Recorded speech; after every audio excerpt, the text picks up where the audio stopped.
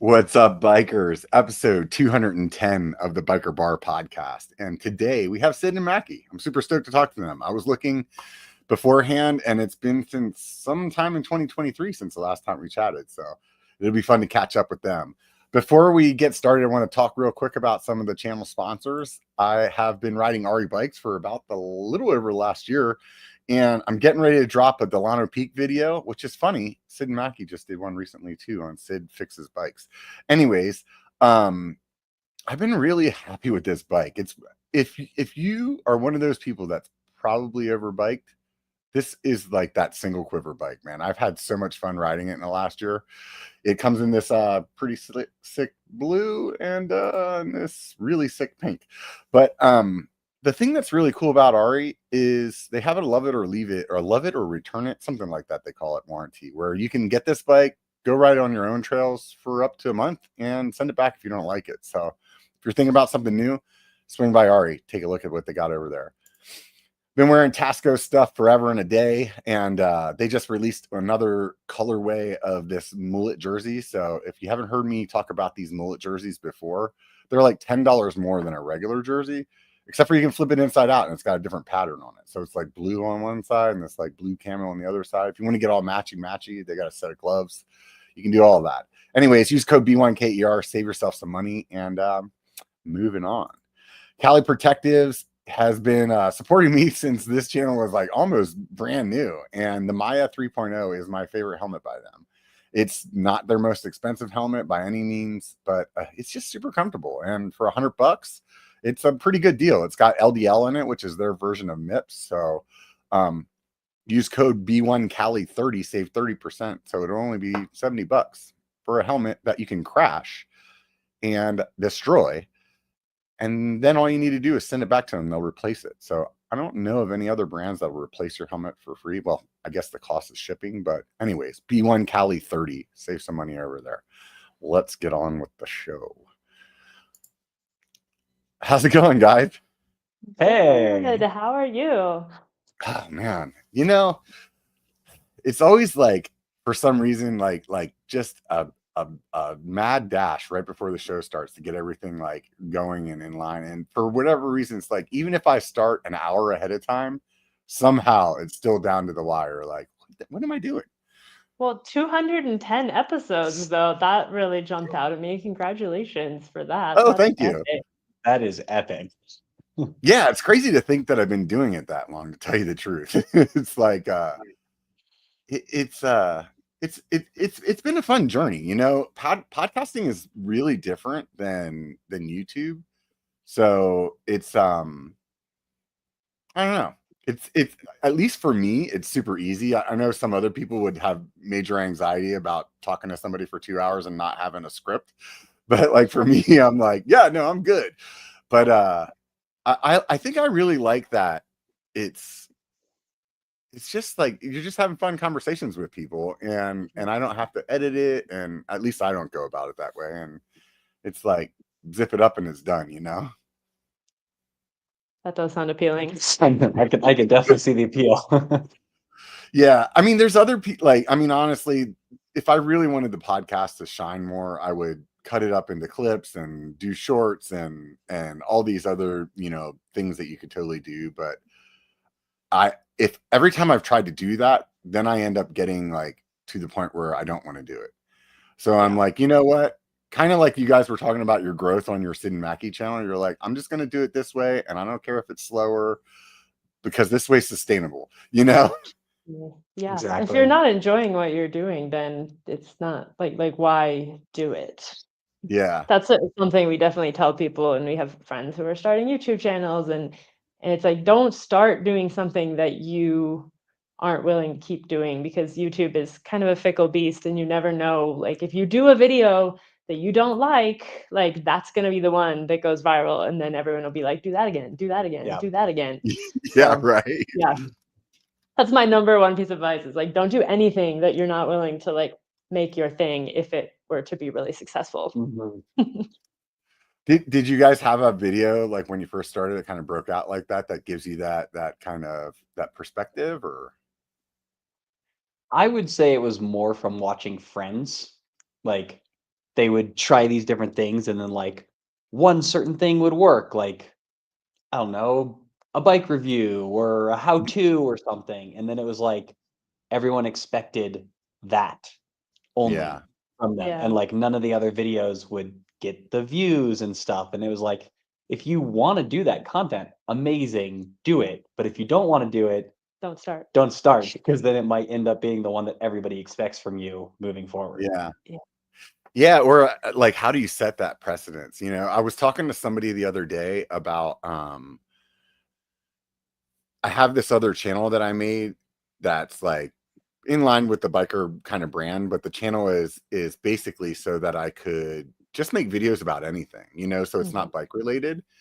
And I didn't want that to like mess with the biker algorithm. So I was like, okay, I'm gonna make this space so I can make videos about these other things that I creatively want to make, right? Yeah. But on the other hand, I want them to all like be like just completely different from them. It's like, oh, one might be like how to do a Rubik's Cube, and the other one might be like when I learned how to do a 3D printer. You know what I mean? And like what you were saying is if I do a really good 3D printer video, let's say I did 3 videos, then now all of a sudden I have 1,000 new subscribers that all just expect 3D printing stuff. And so when the next one's like how to do a Rubik's Cube, they're going to be like, WTF, you know? Like, Yeah. Well, that's what we learned with the Sid Fixes Bikes channel, is like we did everything right. We had like super consistent branding. It was all like shot in the same look. Like we did all the things you're supposed to do. And it was really successful. And we gained a lot of subscribers very quickly. And we've had certain videos on there that like, you know, have picked up after a year. Whereas normally on our channel, it's like after a week, they're basically getting no views. So like we right. did everything right, and we were like, cool, this is doable. But the problem is we don't really want to do bike Yeah. repair and maintenance videos. Like we want to do videos about what we're doing and about racing, and you know, and so we were just like, well, it was a cool experiment. We tried it, and Yeah. we're prioritizing the original channel. Yeah. I can relate. I mean, I do reviews here and there, and a lot of times it's like, oh, I really want this product, so I reach out to this company so I can test it, and then I have to do this review video, right? And every time I do one, I'm like, I just don't like. I would not have the capacity to do that as my only content. No. I think like you Yeah. guys, I just like Yeah. telling the stories, you know, of Yeah. of like the Yeah. experience. It's really fun that way, and I feel like it's more. I don't know, at least for building a community, which is what I like about YouTube. You definitely have more like relatable content with that way. Totally. Well, that's the thing, is if you're doing reviews, it's not about you. It's Right. about the product. Like, you Right. know, it doesn't really matter who's doing the review. What matters is the like what product you're talking about. And so if the goal is to build a community, well, nobody's, you know, coming to be part of a community when they just want to hear how such and such pedals work. Like, Yeah, it just, yeah. so So recently you guys did that Delano video on the Sid Fixes Bikes. Was there a reason? I mean, or do you want to keep doing that channel, or is it like, this sounds like fun, let's just film it? Man, in with the hard-hitting question. How far? 5 to 10. I didn't know that was Um, going to be a hard-hitting question. No, not a hard-hitting question. It's just honestly, we haven't totally decided, I would say. Yeah. yeah. I think there's like moments that I'm like, oh, it'd be really cool to do this, and then sort of like balancing out the work that's involved in that. The nice thing about our other channel is like the filming is just us doing what we want to be doing for the most part. So there Yeah. isn't like this We don't have to like extra set step. aside time to be like, okay, we Right. need to go down, we need to set aside a couple hours, we need to make sure we're all mic'd up, and like, you know, Yeah. we don't have to do that. We just kind of are like, hey, something interesting's happening, or like we have something we want to talk about, bust out the camera. And yeah, I mean, honestly, I would say it's a time issue Yeah. more than anything. Like if days were twice as long Or we didn't need to and we sleep. didn't need to sleep, then like, yeah, maybe it would make sense to do more videos on the Sid Fixes Bikes channel because we'd have the time. But right now it's like between training, racing, and running the Syd Macky channel, it's plenty to be getting on with. Yeah, we kind of hit a point last year, and I don't know if you've hit this as well with YouTube, where it's just like we are at the capacity of what we can do. Mhm. And it's great. Like, we're having a really good time. We're, I think, telling really good stories. We're getting to race what we want, but like we can't add anything else. Yeah. There are not Yeah. enough hours in the day. Yeah, We I've would need definitely that. gone with a different approach in the last like year where I have zero idea of what my release schedule is. Yeah. I just want to like make the best video that I can make. And I feel like I've been seeing that in my views where it's like I'm getting videos that are, 80,000 views, not every time, but I'm getting those. Whereas like that would have been my best performing video out of every video that I've ever made. So it's like, Yeah. okay, I'm not releasing every week or every 2 weeks. Maybe sometimes it's 2, maybe sometimes it's a month, but then the videos are doing well. So That's awesome. yeah. Yeah. I think that thumbnail tester has really made a big difference for me too, because I'm Love horrible the at them. thumbnail So, tester. oh my God, it's so nice. For those of you that don't do YouTube, they released a feature that allows you to put 3 different thumbnails out for one video. So you may notice with some of your creators that you follow that like you'll see like 3 different videos and you'll maybe go to click on it, but it's like, oh, it's the same video. And it's basically the creator testing to see which one like gets the most clicks. And if that's the one, then that's what you go with. I wish they would do it with titles also. Oh God.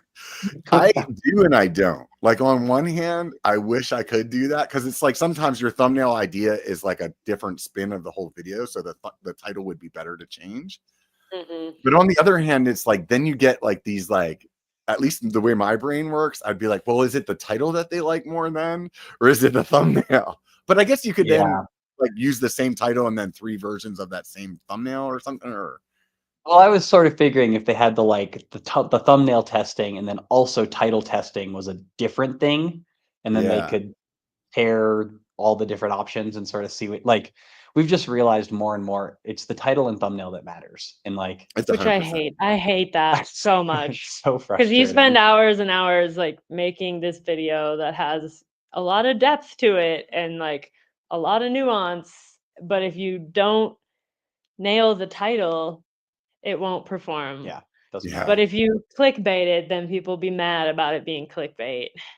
And like we try not to do clickbait, but you are still trying to find like what is gonna make someone Yeah. click on this. Mhm, It's just like you want it to represent what it is while still being sensational enough to make people Yeah. click on it, which is just this really hard balance Such a hard balance to find. Well, and Yeah. it's funny how it's changed over time too. Like 5 years ago, it was all about question marks. Yeah. So many question marks. You had to Question marks and arrows, right? Yeah, exactly. You like had arrows on your thumbnail, and then there was a question mark in the title, like, "Are we quitting YouTube?" Question mark. Right. Like, Yeah. and that's just not the thing anymore. And yeah, it's been Which is good, I think. I think YouTube has gotten a little smarter with like things that really aren't what they say they are. Yeah. And I think that's good. It's just hard to kind of keep up with like, okay, what's working now? Yeah. Yeah, definitely. I think the thing that I struggle with on thumbnails is I don't think about it until I'm done with editing my video. And so many other creators that I've worked with, like, will be out and they'll be like, "Oh, this has got to take some thumbnail shots," and I'm like, "Oh yeah, that's right." Like, Yeah, we're the same. We're totally the same. Yeah, we have tried to be better about it, and Yeah. sometimes we remember, but But it's hard when you're not making the story up, like we do a race and then Yeah. it's like what happened in this race. It's not like we knew beforehand that we were gonna crash or I don't know, like Win or win or whatever, right, yeah. like yeah, Yeah. that's Yeah, the no, problem. I totally agree because the way I tell my stories is the same thing. And it's like, okay, well, if I took a picture of me riding this rock roll, let's say in the middle of this trail, but the story ends up being about how I broke my derailleur or something like I don't really know the story even. I don't know what your editing process is, but I literally sit down with my footage and I'm writing what my voiceover is line by line as I'm editing the video. Yeah. Yeah, we sometimes have.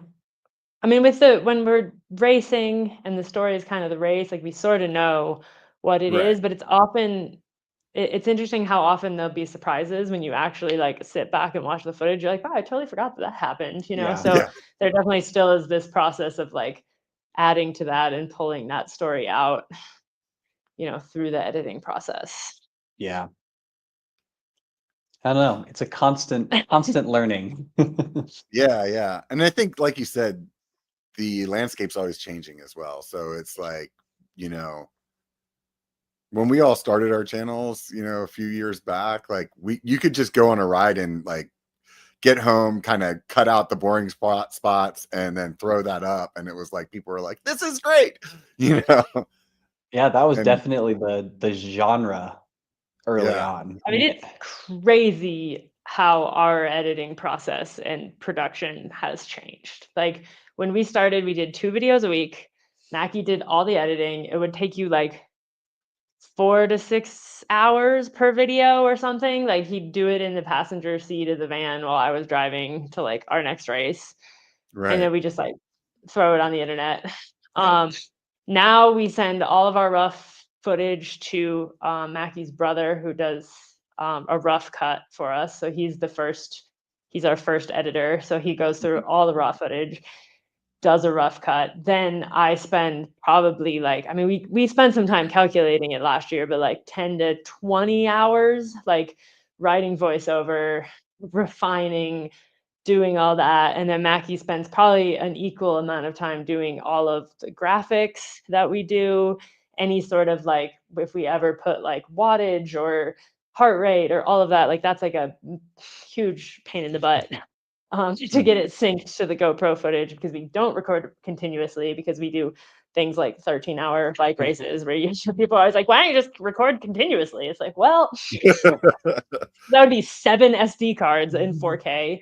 Right. We also already have 30 terabytes of footage, like from Yeah. past years. Like we don't need that to multiply by 10 every time we do a video. Yeah. And Yeah, I then know. so Mackie does like all the graphics, and then he'll Yeah. go through and like all of our POV, like he goes through and makes sure the handlebars line up from clip to clip, and that the pedal strokes line up. So if it changes from his footage to my footage, we're both on like the downstroke of a pedal.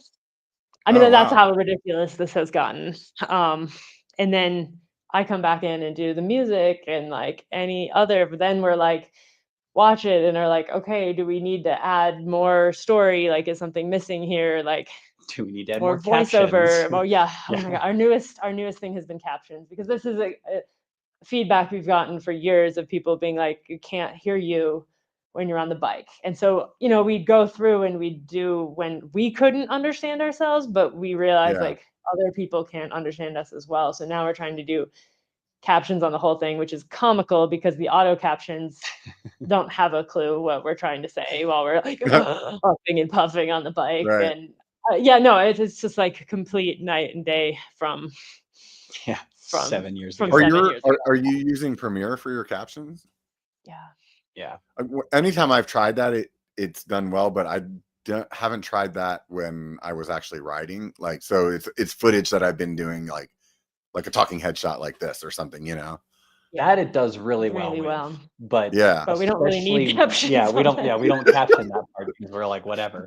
But like Right. windy race footage, especially Syd's voice, it does not understand Syd. The GoPro like doesn't pick up my tones very well, which we haven't totally figured out. Like I think Mackie's louder than me, but also I think it might be like a tonal range. Yeah, I think it Yeah. picks up lower voices better. And so I barely even know what I'm saying half the time. So I mean, I also like will trail off like mid thought, so it doesn't make sense. But like people still want to know if it's like they can. Sometimes I'm like, we didn't caption it because it didn't matter, But Yeah. if people can sort of hear it, they're like, well, what did you say? Yeah. Right. So Right. So then we just put inaudible mumbling Yeah. as the caption. And people know that they don't need to know what it said. That Syd was just That's inaudibly good. But mumbling. I mean, it's kind of like that's the fun of it over the past few years, is like, how can we make this better? Mhm. But it is funny to like look at that evolution where like I mean, I don't think we even put text on the screen on the video until like 2020. Like our first Yeah. 2-3 years of YouTube were just like Slap I think full I POV talking. Yeah. yeah. I'm pretty sure I was probably at least 2, maybe even 3 years in before I ever did a voiceover. Yeah. Yeah. Same. Yeah. Yep. Yeah. And because I remember like kind of like priding myself on like, oh, I don't need to do voiceover because I can just say whatever I need to. And then at some point I started doing them and I was like, wow, this is like all those opportunities whenever I would be editing, I'd be like, man, I wish I said this. And then I'd be like, oh, this is fine. You know, then all of a Turns sudden out it's like, I can say it just later. yeah, yeah. Yeah. It's Yeah. like sometimes I wonder though, is all the extra effort that we put into the small things in the video, does it actually make it like that much better, or does it just make it that much better like for us? Because in my mind I'm always like, there's still new people out starting and they don't come out like editing to the caliber that we are at this point, you know. Mhm. And people still hit subscribe, you know, like when I think I found a new mountain bike channel, I'll go look at the comments and it'll be people that comment on my videos all the time in there. And it's like, oh, well, this guy's got like 600 freaking subscribers. How the hell did they find him already? You know? Yeah. And I guess I should like rewind a little bit because I don't want people to listen to that barrage that I just word vomited and be like, oh my God, I'll never make it as a YouTuber. I mean, I think like personality and connection is always first. And I think a lot of the stuff that we've added, like it comes from things people have asked for, or just from us rewatching our videos going, oh, dear Lord, like I can't tell what I was talking about now that it's 6 months away from the race, right? Like, Yeah. so that kind of thing, or people are like, what was your heart rate? What was this? So we're trying to like add to the user experience, but at the end of the day, I don't think any of that makes someone subscribe or not subscribe, or even like, watch the next video or not watch the next video. Yeah. Well, we Like, were recently watching a channel that somebody mentioned to us, and they have a lot of subscribers, like 1.5 million or something like Mhm. that. And we tried to watch some of their videos, and we were just like, this is terrible. it was not in Like, our niche. We'll just put it that way. Yeah. it was not in our niche, but also like we just had no idea what was going on. We were like, we don't know who you are, we don't know what you're doing, like why should Yeah. we care? Like it was, and for me that was really helpful because it was like, right, people want some context. Like if they've been Right. following forever, they know that already. But if they're new, they don't know any of this. Like how can you provide that context in like an efficient, quick way that doesn't Yeah. detract from the experience for the people who have been following for a while, but like gets people up to speed if they're new? And like Yeah. we're just like, wow, I don't understand how this channel is as successful as it is, but I mean, there's a lot of there we go. mysteries to the There's YouTube a lot of algorithm. mysteries. Right. I think, I think that that's a great point though, is and it's easy for us to forget that there's new people, and I do it a lot on the podcast. I always forget that there's somebody listening today that's never listened before, and I think it is good to do that though. And that's a really good thing to think about. When you were explaining that, the first person that came to mind that I think does that so well is Seth. Mhm. Like on his videos, he does like the other day he started explaining something like, I don't know, let's just say it was like a valve stem, like, oh, this is so like if you need to pump up your tires, you use this thing. And I was like, in my mind, I was like, why are you explaining this? And then on the other hand, it was like, oh, but there are people that are just like getting into cycling that are watching his video that may not like know even what that is, Yeah. Totally. And that's Yeah. something that we've become more aware of, but I think it is a challenge for us just because like we are so deep into this sport. Like we are up to our eyeballs in bike stuff all the time. A lot of things are very obvious to us that are not obvious to people who are new to racing, and like every now and then we'll get a comment that just like jogs that right there. And I think we had one, maybe it's like a year or two ago, but someone was like, are there porta potties at these races? Like, where do you go to the bathroom? And I was like, I have never worried about that because I know that races will always have somewhere at the start for you to go to the bathroom, but people don't know that and Yeah. they're worried about that, and that's totally valid Mhm. to be concerned about that. Like I would also be concerned about that if I hadn't raced, 30 times a year for the past, like you can pretty much Right. guarantee there will be a porta potty at any start line. And so now we're like, okay, like that, like we can start to try to integrate a little bit more of that kind of information into the videos. Like we're not here to teach people how to race a bike, but like if we can make it seem less scary and more inviting, like that's something we'd like to do. Yeah. Yeah, like a little bit more a story of like what a race experience is like, except rather than just like what your race was like. Right. Yeah. Yeah. Yeah. It's interesting, it's like even though we're in similar genre or in the same genre, niche, whatever, it's like the way that we tell stories or the way that we approach things is so different. And Mhm. I hear that every time I have somebody else on the show. It's just like a couple weeks ago, I was talking to Tony from the Outsider channel in Southern California, and it was just some things that he was saying. It's like, yeah, I don't look at it that way at all. It's so interesting to hear somebody else's perspective. Totally. Totally. And that's something like sort of we were on the same genre. We're trying to figure out how to appeal not just to people in the bike world. Yeah. And like we've been watching, like we just watched the Netflix series on Simone Biles. It's really good. Mhm. It's really Thank good. you.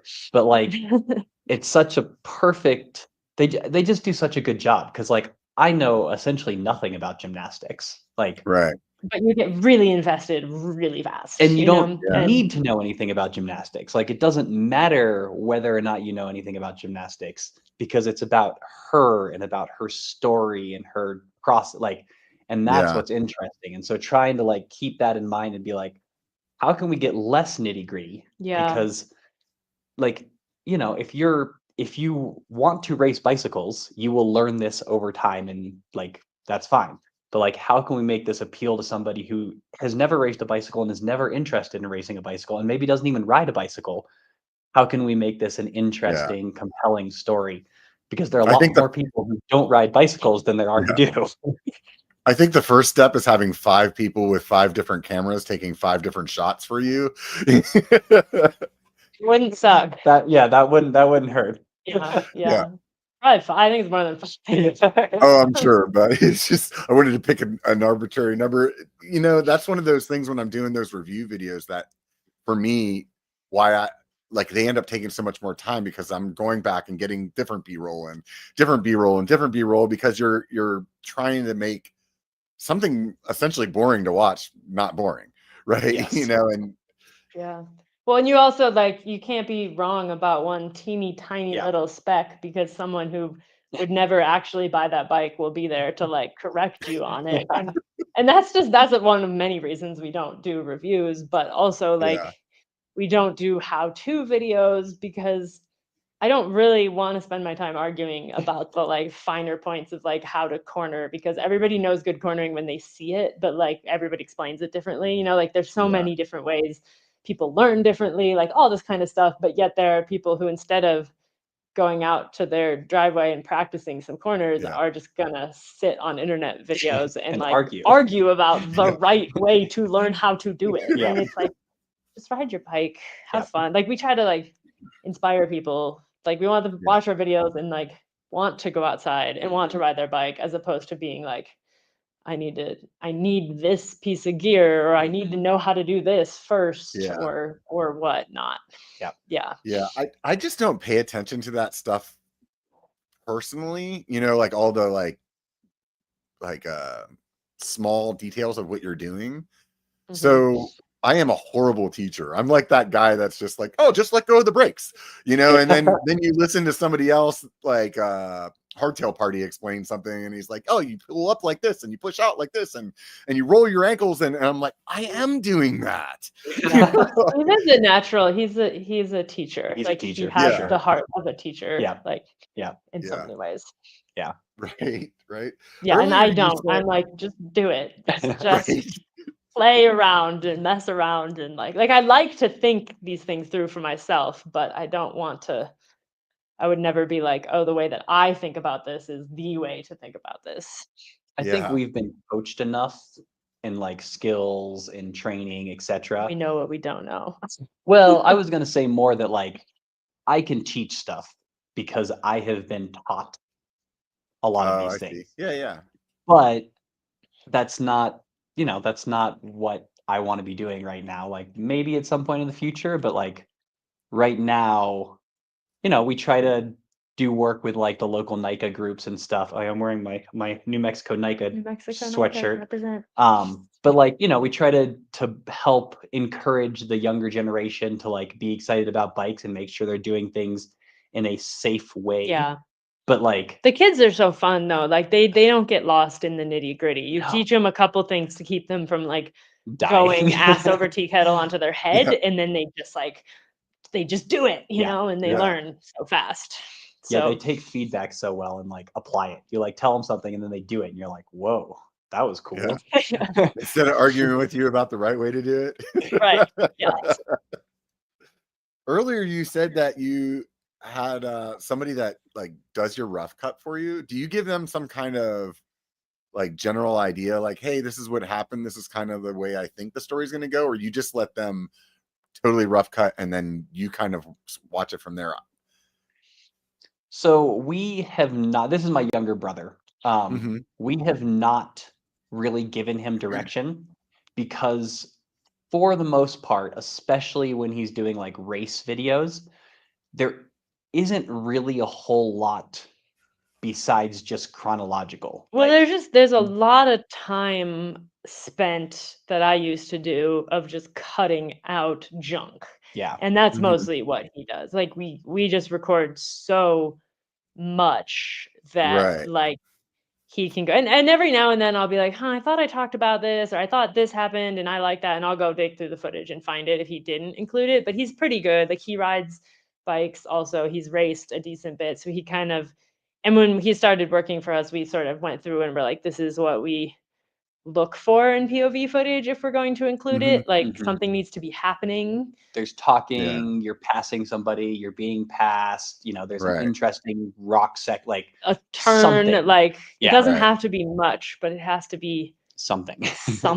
Because we've learned from seeing our retention graphs that like long sections of POV do not keep people's interest.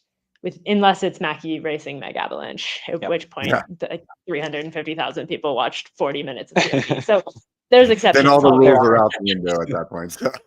It's interesting. But something was happening basically every 10 seconds in that POV. So I think that's why that did well. Yeah, I think that's one of those things where anytime I've ever thought about getting help on the channel, like for me, like I love and I hate editing, but whenever I think about that idea of somebody else editing for me, I'm like, well, I know what happened. I know while I was doing that one climb, so there's going to be 40 minutes of this climb, but I remember right around that one rock that I started saying something that I wanted. And like, so does he just have to sit there and watch like the whole thing basically? Well, we record in 1 minute segments. It used to be longer. Like we used to like hit record and then hit record to pause.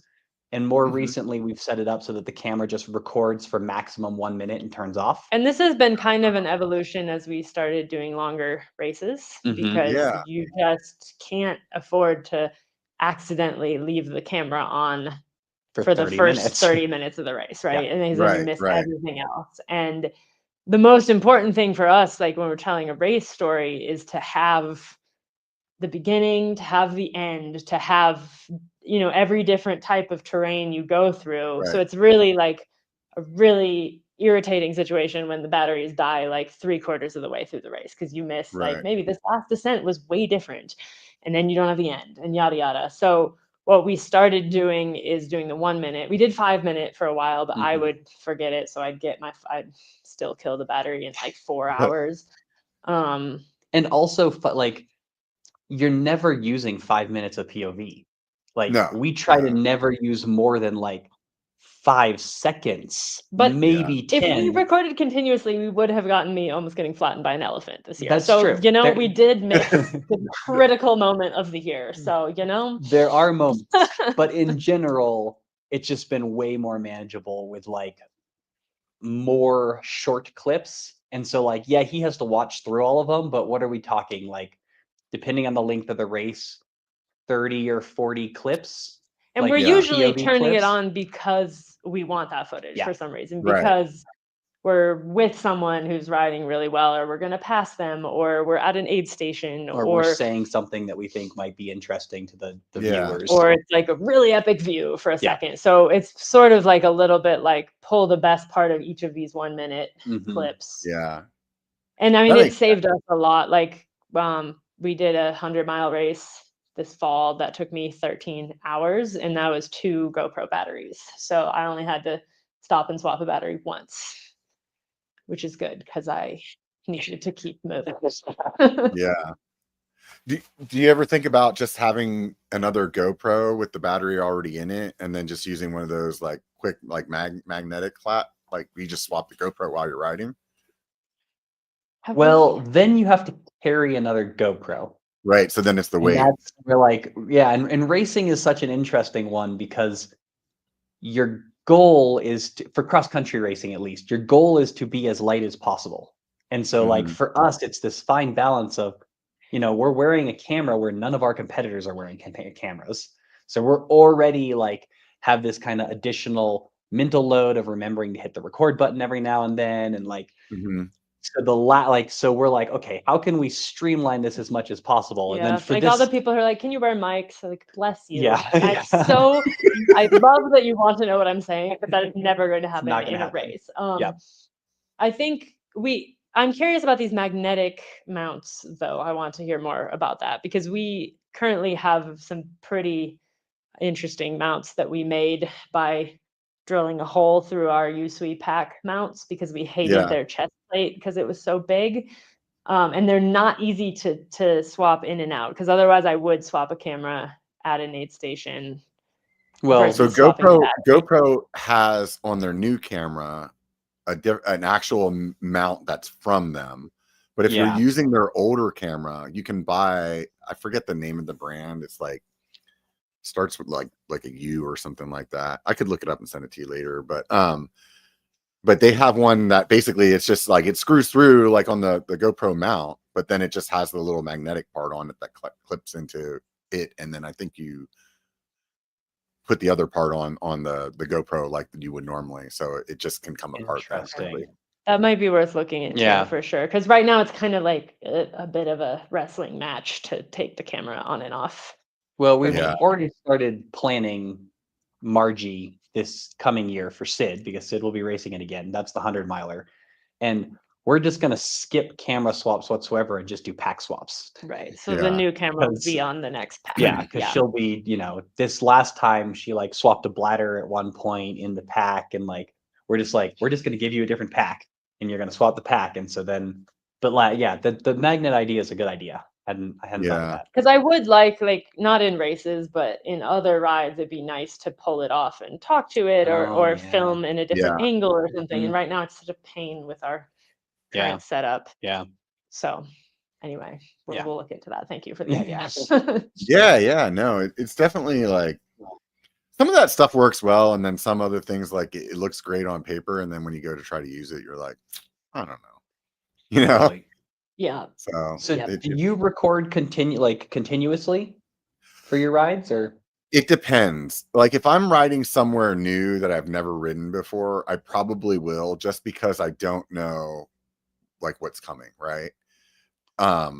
If I'm riding, say somewhere local, but I'm trying to talk about whatever, then I do what you guys do, because I had the same thing where it's like, now I got to go through all this footage to try to find those spots. So instead it's like hit record, say what I want to say as I'm like jamming down this fun downhill section, and then turn it off and, go about it. I really like your 1 minute thing though, because that is like, that's a GoPro setting though, huh?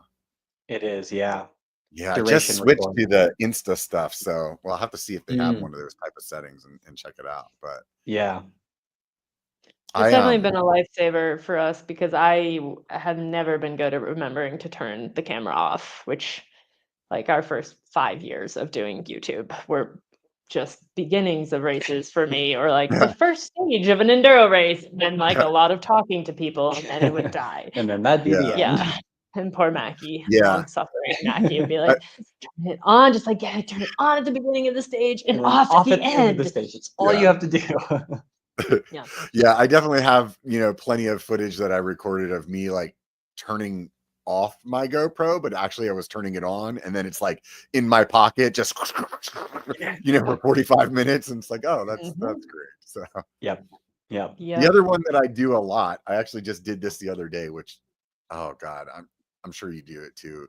With the real camera, you like set up your camera on the tripod and you're trying to get this shot or whatever, and then you like get these awesome shots and you say everything the way that you wanted to because you can only do this thing once, and then you go to edit it like a week later and you realize that you actually never hit record because you're like just looking at the viewfinder and you like see the picture on there, you just assume it's recording or whatever. And man, I don't know if we've done that one. We've definitely had like mics not being connected, so had a lot of us like yeah. I've done that, especially actually. when we started using the DJI, and they have like it's the Osmo Pocket, and they have these really nice Bluetooth mics, and that such a like yeah, because if you forget to turn them on, the camera is still recording the audio. It's not as good, but it saves your butt when you've screwed this whereas up. before we had like the wireless transmitter receiver, but you plugged the transmitter into the camera, but if you never turned the transmitter on or the receiver on, then it would just record silence. And so that's what Syd I had was to make talking about. edit some silent movies a few times. Oh man, they were pretty funny. Honestly, it turned out pretty funny, but it was Well, and you were talking about the going back, you were talking about finding somebody to edit, and you're like, how do you do that? And what we decided is we would rather teach someone to edit who knows about bikes than the other way around. Yeah. Because like editing, it's a skill. Like there are people who are really good at it. I would say we're fairly good at it, but like I would much rather teach somebody how to edit than I would try to teach them enough about bikes that they understood like what is the interesting thing to include. I think it would be really, really hard to hire someone to edit like start to finish. Like I don't know how we would possibly do that, but it has been really helpful to have someone kind of sort through the footage for us. Like when we did a trip to Africa this past year, we came back with a terabyte of footage, which was we never would have sorted through those videos without Bo. Like we would be drowning in that still. Like it was just like you get so tired of it too by the time you spent like 3 days cutting it down that then it's like now it's like more fun because it's like I get it partially, like I get like 40 to 50 minutes, or so, like it depends on for those that were a ton of footage, and then I can have fun with those 40 minutes as opposed to like getting totally overwhelmed.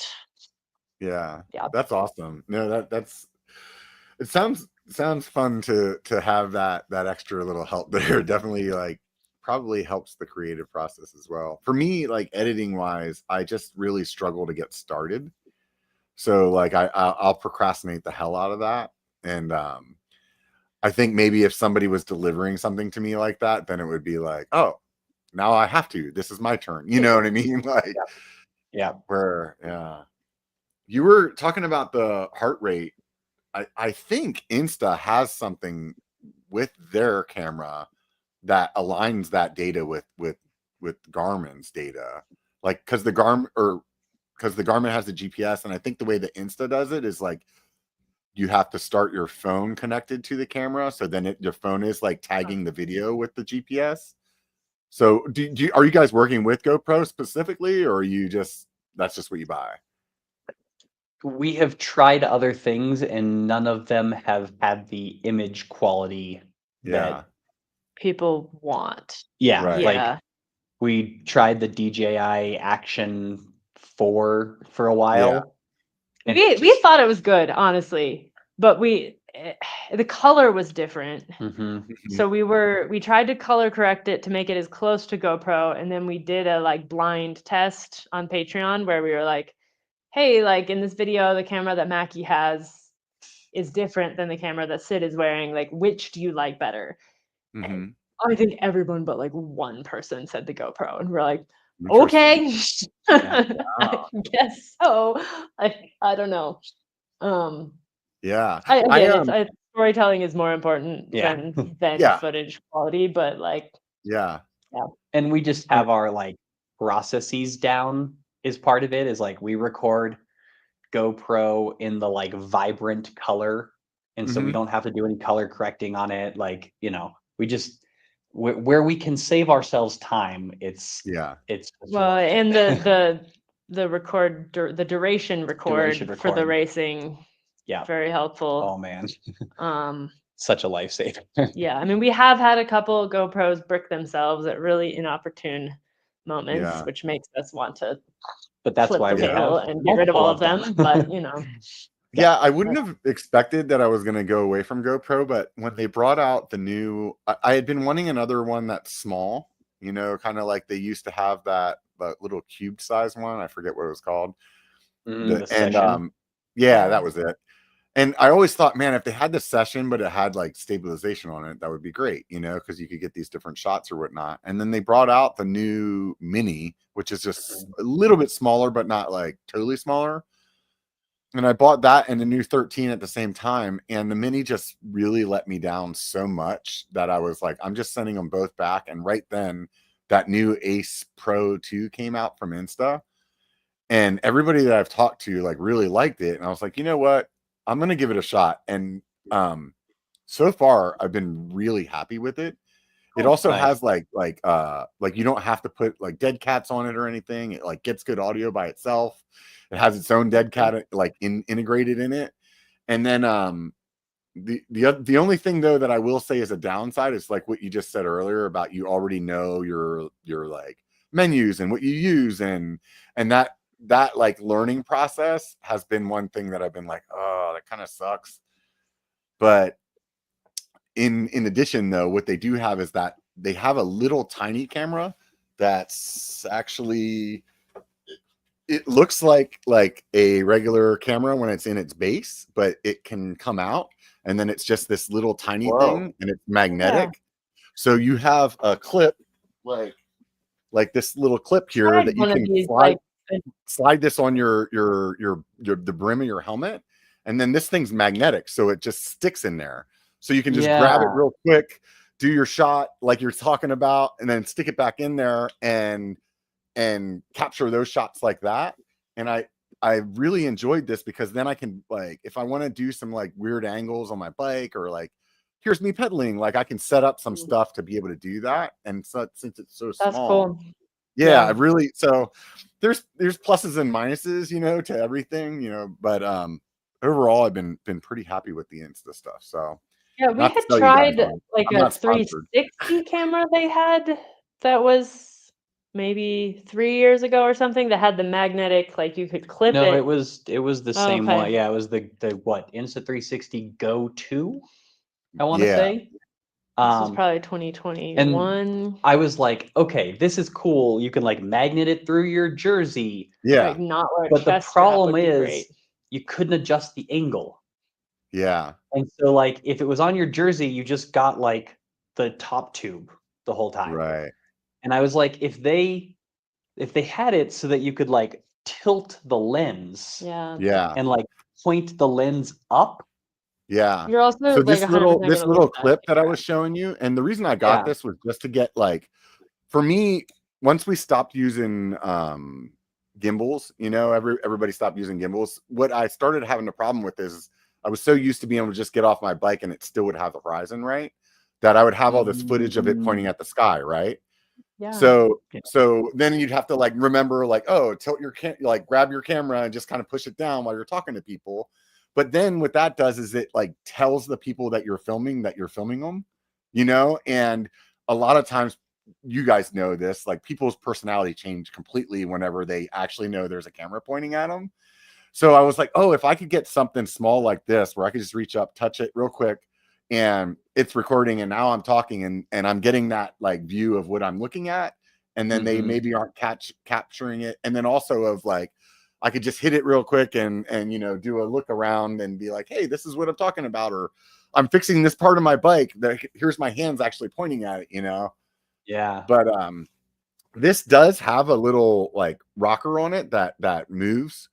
So like I can move it and feel like, oh, that's 1 click or that's 2 clicks, And then when it's in the base portion, this also is, then it's just like a regular GoPro at that point. So you could have a regular mount on it and tilt it however you wanted.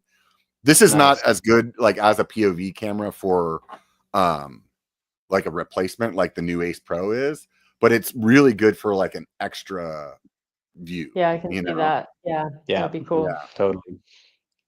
Here we are geeking out, selling shit. We're not sponsored. We need to stop talking about this. I would just love to get rid of the chest mount, man. That would be awesome. That's why we tried that one, is we were like, oh, maybe we don't have to have a chest mount, and then it didn't really work. Yeah, it didn't work. But man, that would be the dream. With that little one, you could get away with like some like head mounted stuff and pointing it down and pointing it up, but they also are like limited size wise. Like you don't put an SD card in it, so you can buy it in like a 128, but then you're also limited with the battery. But whenever you take it out of the base, it's on its own battery, but when you put it back in the base is charging the little one again. Gotcha. So I don't know what the like total time would be, but maybe you could get away with more battery time that way. Yeah. Like if it's just one of those where like our goal, and I'd say same for you, is like you want to get the shots, but you also don't want to make your life more complicated. So you're like, what is the simplest way I can, and like I'm always envious of people who are not filming bicycle related things and could just use their phone for everything. I'm just like, wow, that sure would be cool. If you could just have one thing that you're already carrying around and just that would be the only thing you used. But no such luck. I think too, like with the way that our niche is, that our editing style is very different. Like you can get on YouTube and watch a lot of really successful editors talk about how they do it and what they do on their channels that they do. And you listen to some of their advice and when they're like, absolutely do not do this. And you're like, that's actually what works with mountain biking, So totally. Yeah, it's interesting. Earlier you said you almost got whatever. Go ahead. Sorry, go ahead. Oh, I was just saying part of it's like getting your own style. Like, you know, and there's the right things to do, but like, everybody's kind of got their own way of doing things, and that's what makes different channels unique and interesting. And people recognize it as, this is this channel, as opposed to like, oh, this was shot and edited by Netflix. Right. So Syd, you got ran over by an elephant, or almost? We need to hear this story. Oh yeah. Okay, so in June we went to do a race called K2N. They've since rebranded to be the Tanzania Traverse. It's in Tanzania. It's a 5-day stage race. Absolutely one of the most epic experiences we've had on bikes. Like it wasn't really a race. I mean, it was very hard, but there were like 25 people or so doing it. The courses were only sort of marked. And we did it in pairs. So I raced with my friend Joe, because Joe and I are the same speed. Like we've done a bunch of races. We always finish within 30 seconds of each other, no matter how hard we try. And Macky raced with Joe, with our friend Lo, who's Joe's wife, and they used a tow rope. So Macky towed her, and that made us, all four of us, like the same speed, basically on the climbs. On the climbs, which was really incredible because we basically got to ride through rural Africa together, the four of us. I think I remember watching some of these videos because you were going through some like pretty like remote stuff, and it just looked like you were like there was no trail, and then all of a sudden there was like a bunch of kids. Yeah, it was honestly like it was a wild experience. There's one section where you go through these Maasai villages, and the kids, like every year, they know this is going to happen, and they are out there. And I think probably like 300 kids, and we're just like giving high fives. And finally, it was like getting rowdy enough that we were like, we gotta get out of here, you know? No more high Because like fives. some of them were getting like a little too close, like running in Yeah. front of the bikes, and it was just total chaos. And I was like, we're gonna kids. But anyway, so the elephant story. The very first day, we had all been joking around because it was sort of a prologue stage. It's like 12 miles or something, and it went through this really beautiful single track through the jungle. And they had warned us, they're like, there are elephants. There, maybe it's just one. They're like, there's an active bull elephant in this jungle. Like, don't approach the elephant. Like, yada yada. We're gonna have rangers out there with guns and whatever. So like, it'll be fine. And I believe the words that Macky we took have off on with the camera. mic. What's that? Oh, yeah, sorry. Macky took off with the mic. Yeah, sorry. He was plugging the I was plugging the Oh, it's all computer right. in. My apologies. We'll rewind there. I forgot he had the No, microphone. no, it's all right. Where were we? They I could warned still us. hear you. It there's was an just I could active- tell he was getting farther away, so I wasn't sure if he was like going to check the front door or something. So I was like, Yeah, no, we're just plugging it in. Yeah, so there's an active elephant in this forest section. I believe that the promoter actually said, he's like, if you see elephants this week, like we really just hope it's not in this forest, because like you're gonna get way too close to the elephant. So, and we were all joking back and forth, like who's gonna get the whole shot into the single track? Like, and I was like, Joe, we should let Macky like and Lo like take the whole shot, like sit back, you know, because we've got our own little competition going on here.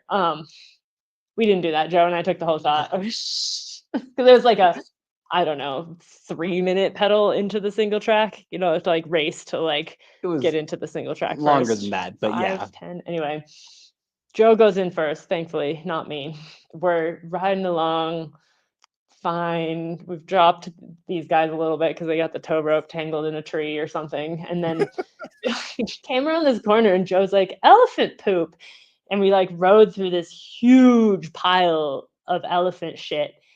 And then like 20 feet away, there was a massive elephant just like standing there. And Joe like stops and he tried to turn on his camera, and I was going the other way. I was like, turn the bike around or start sprinting the other direction. I was not waiting around. Joe's just standing there waiting to get flattened by the elephant. And luckily it like turned and ran away, and it like it took down trees with it while it was running off, like thundering through the forest.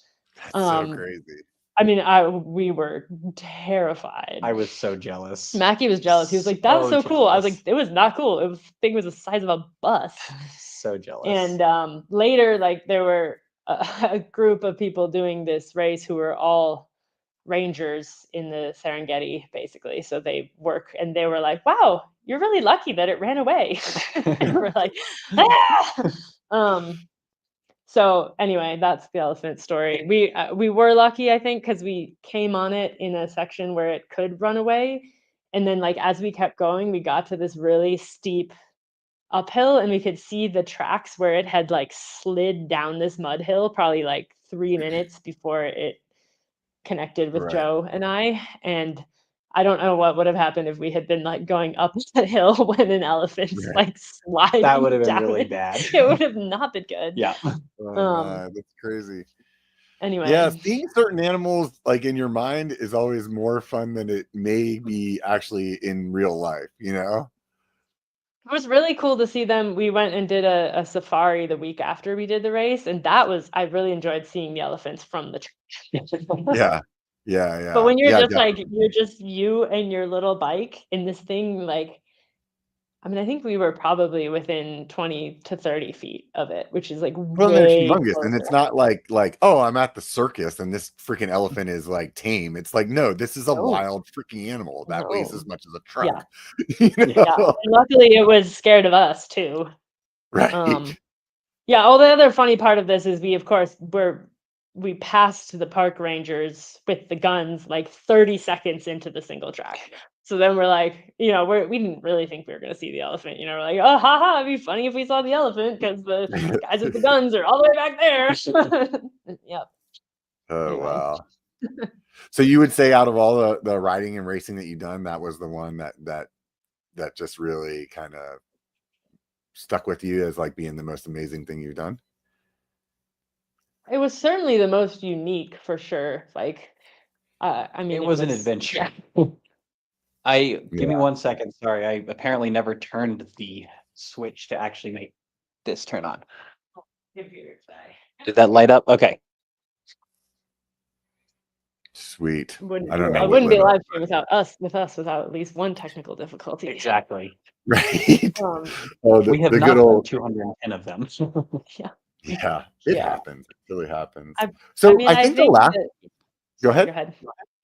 No, I was go just for it. saying that like that was a trip that was unlike anything we've ever done. From like a racing perspective, we were mostly cruise. I mean, you can't really race when you can't figure out where you're going, you know. So it was Yeah. definitely a like adventure more than A a race. physical challenge, I guess. Yeah. Yeah.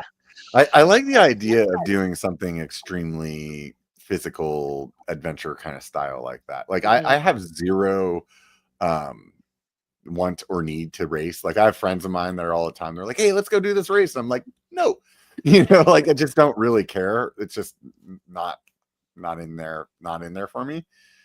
But I really like the idea of stuff like something like that, where it's like, oh, this is an adventure that takes a lot of grit, and those things make me excited to think about. Like, I don't know if I could ever try it, but man, like doing something like oh shit, I'm drawing a blank right now. What's the one that goes from Banff to Mexico?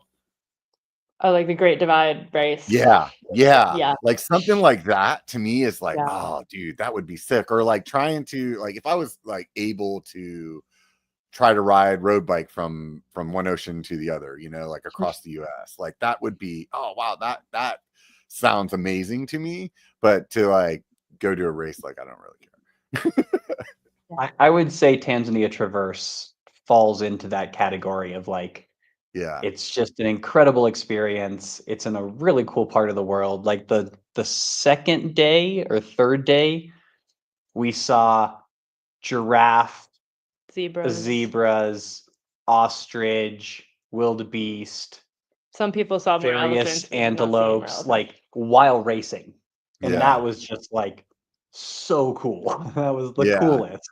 Yeah, So- and 'Cause most it's like- people aren't really doing it as a race. I think Right. it's set up as a race, which is nice because you can go your own pace, and basically you can't go and just ride this stuff by yourself. Like the permitting process would kill you, like Yeah. you cannot just ride through these game reserves on a bike on a whim, so like it Right. has to be an organized thing, and this is like a way of doing that.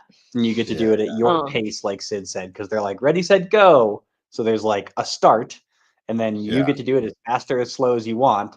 And then all the meals are taken care of, and you get to sleep in these cool like safari tents. And it was very cool. Yeah. I think it's probably even more fun too, just because those are animals that we would never see in the US, so like if we were like doing a ride and it's like, oh, there's another brown bear, like maybe somebody else from somewhere else would be like, oh my God, I saw a brown bear, but for, Totally. My friend did the one up in BC, the BC bike race. And I'm sure for you guys, it's a little different because you're doing that competitively, but he was saying that was also like kind of an adventure, at least for a lot of people that were doing it. Totally. I think those stage races are all a good option for like an adventure, a good way to see a place. The trails are all marked out for you. You just follow the arrows. There's aid stations. There's support. Like BCBR has great food. They move your tent from place to place when if you do that support package, and yeah. So I think the stage racing can be really cool whether you're doing it as a race or as an experience. For sure. I think the last time that we talked, Syd was on the like tail end of recovery from all your injuries and stuff. How has that impacted you to like how you train and what you do now? I mean, I think like it definitely made me want to focus on what I want to do, if that makes sense from a racing perspective. I think like just very grateful to be able to ride at all. So I want to kind of take advantage of that and do really hard things while I can. I think from a training perspective, like I still have stuff from that injury that I need to work on. Like my left side doesn't entirely work properly, which we're tackling this year, which has been hard. Because it was easier to ignore it and just ride my bike a lot. But Right. I feel like I should clarify real quick. When she says her left side doesn't work exactly, basically there is some occasional residual pain. It's not like her left leg doesn't work. No, that wasn't what I meant. I'm just saying like I didn't have, we sort of realized at the beginning of this year that I like had no hip flexor strength on my left side, like none.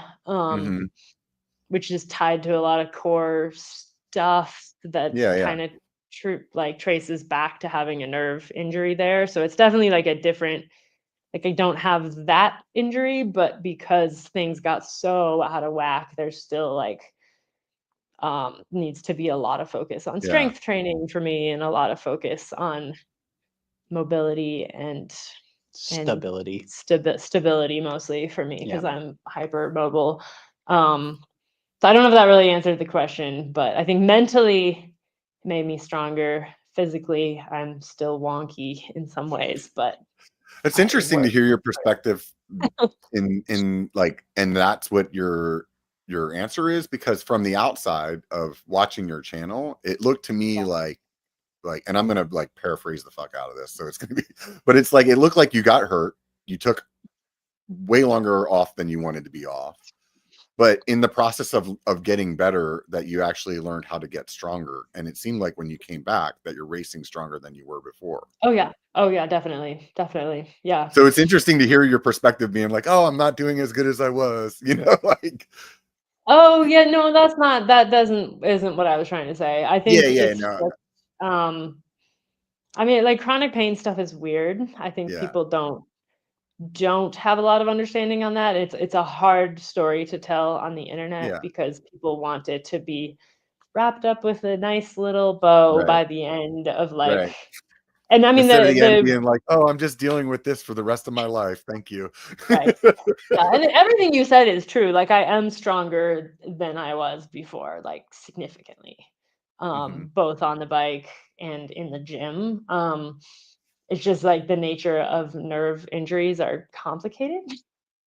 And I think I did what many people do when they're recovering from a chronic injury, which is when you can get back to all the activities that you want to be doing and you can do those, it's a lot harder to follow up with like the less fun like exercises that actually like give you that kind of core stability and like the little stuff. And it was kind of illuminating, like working with my PT earlier this year to be like, oh, you're like, you can do a 100-mile bike race without pain, but you can't do like 5 leg lifts on the left side. Like, maybe we could go faster if we fix that. Like, that's the opportunity, right? Is like, okay, like this is fine, but like maybe it could be better, I guess.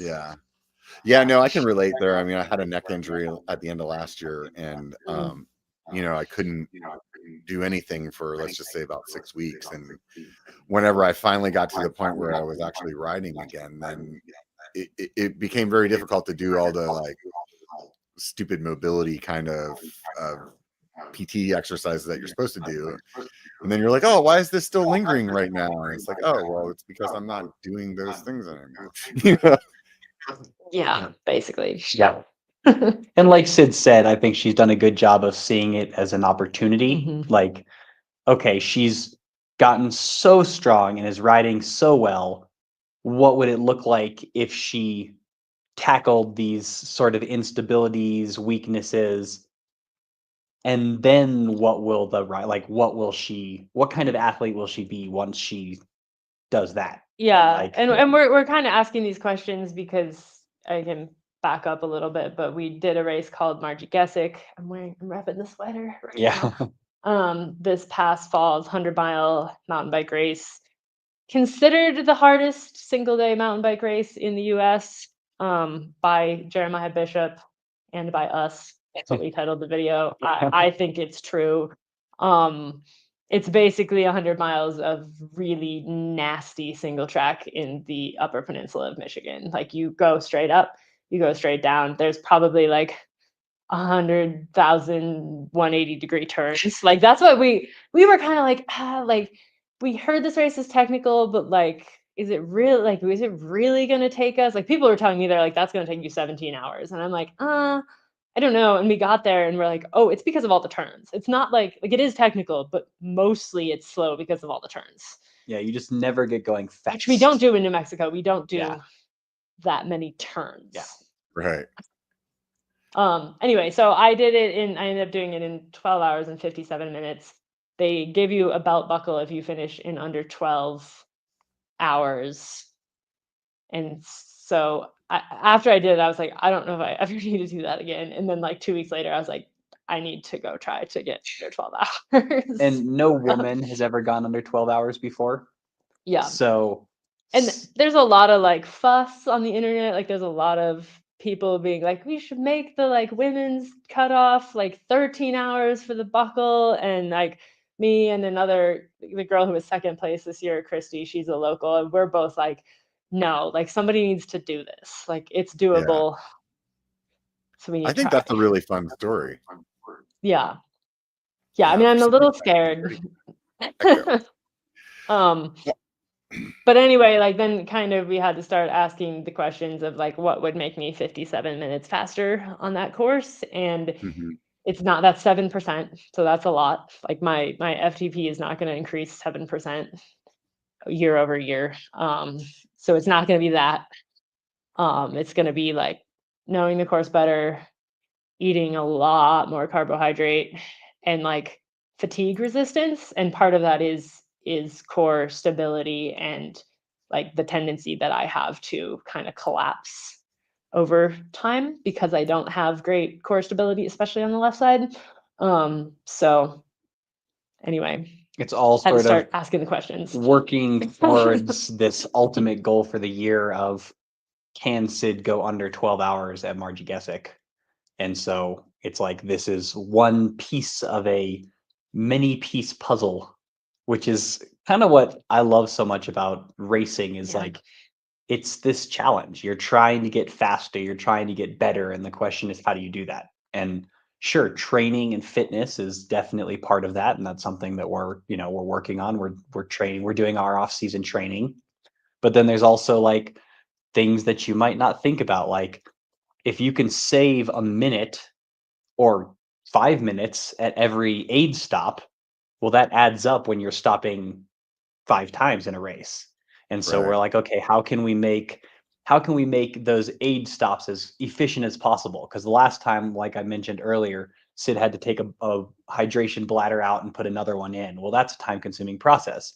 So if she can get there and like punch the buckle, pull the pack, get handed the next pack, snap it on and go, well, that just saved us 3 or 4 minutes. And like, so all these little pieces of trying to figure out like, where can we sneak in just a little bit of time savings for it all to add up to 57 minutes.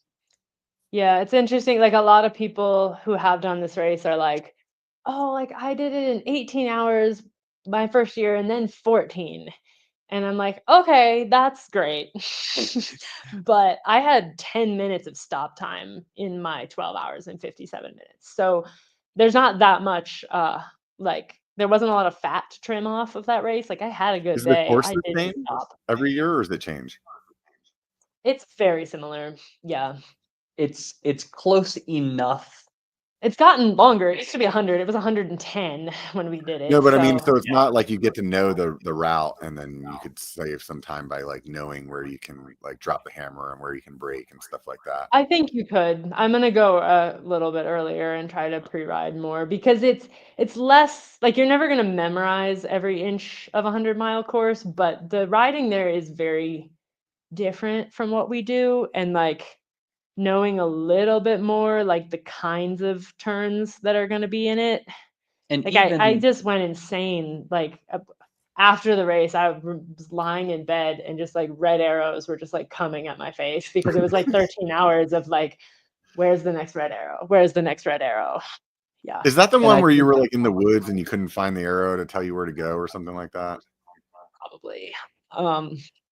I mean, it was very well marked. It was Like- insanely well marked, but there were so many turns. Yeah, and it was less of like, I don't think either of us ever got lost, but there's always these like moments of like, am I lost? Like, did I miss a turn? Did I miss an arrow? And so I think for Syd, a big part of like going faster will be having an idea of what the course looks like overall, so that she's not wondering like, oh no, did I just miss a turn? So like she can have a little bit more trust and not like slow down and wonder like, oh, do I need to Right. go back? Do I need to keep, whereas And- if you can like kind of have an idea of what the course looks like overall, you can trust like, okay, I haven't gotten to the section yet. I'm still in the right place. That's and you good. can have the route loaded on your GPS, but I mean, if there's one inevitability with GPS devices, it's that they will lose the signal right at the moment where you are having doubts. Yeah. And Yeah. you will be on the right trail, but it'll be going beep, beep, off Yeah. course, like Yeah. rerouting, right when you're like, I haven't seen an arrow for a while. Yeah. So that did Yeah, I happen feel to like me. that was in the totally edit, not like right you were trail. going back or something like that, where you wasted, like one of you like got turned around a little bit, but then it was like you were actually on the right part of the trail or something like that. Probably. Yeah. Well, I had some, and then there's always like the dudes that you're racing with as a female pro racer who like just don't have the same hustle or the same like a focus. I had some guy coming at me going, "You're going the wrong way." Well, I was very much going the right way.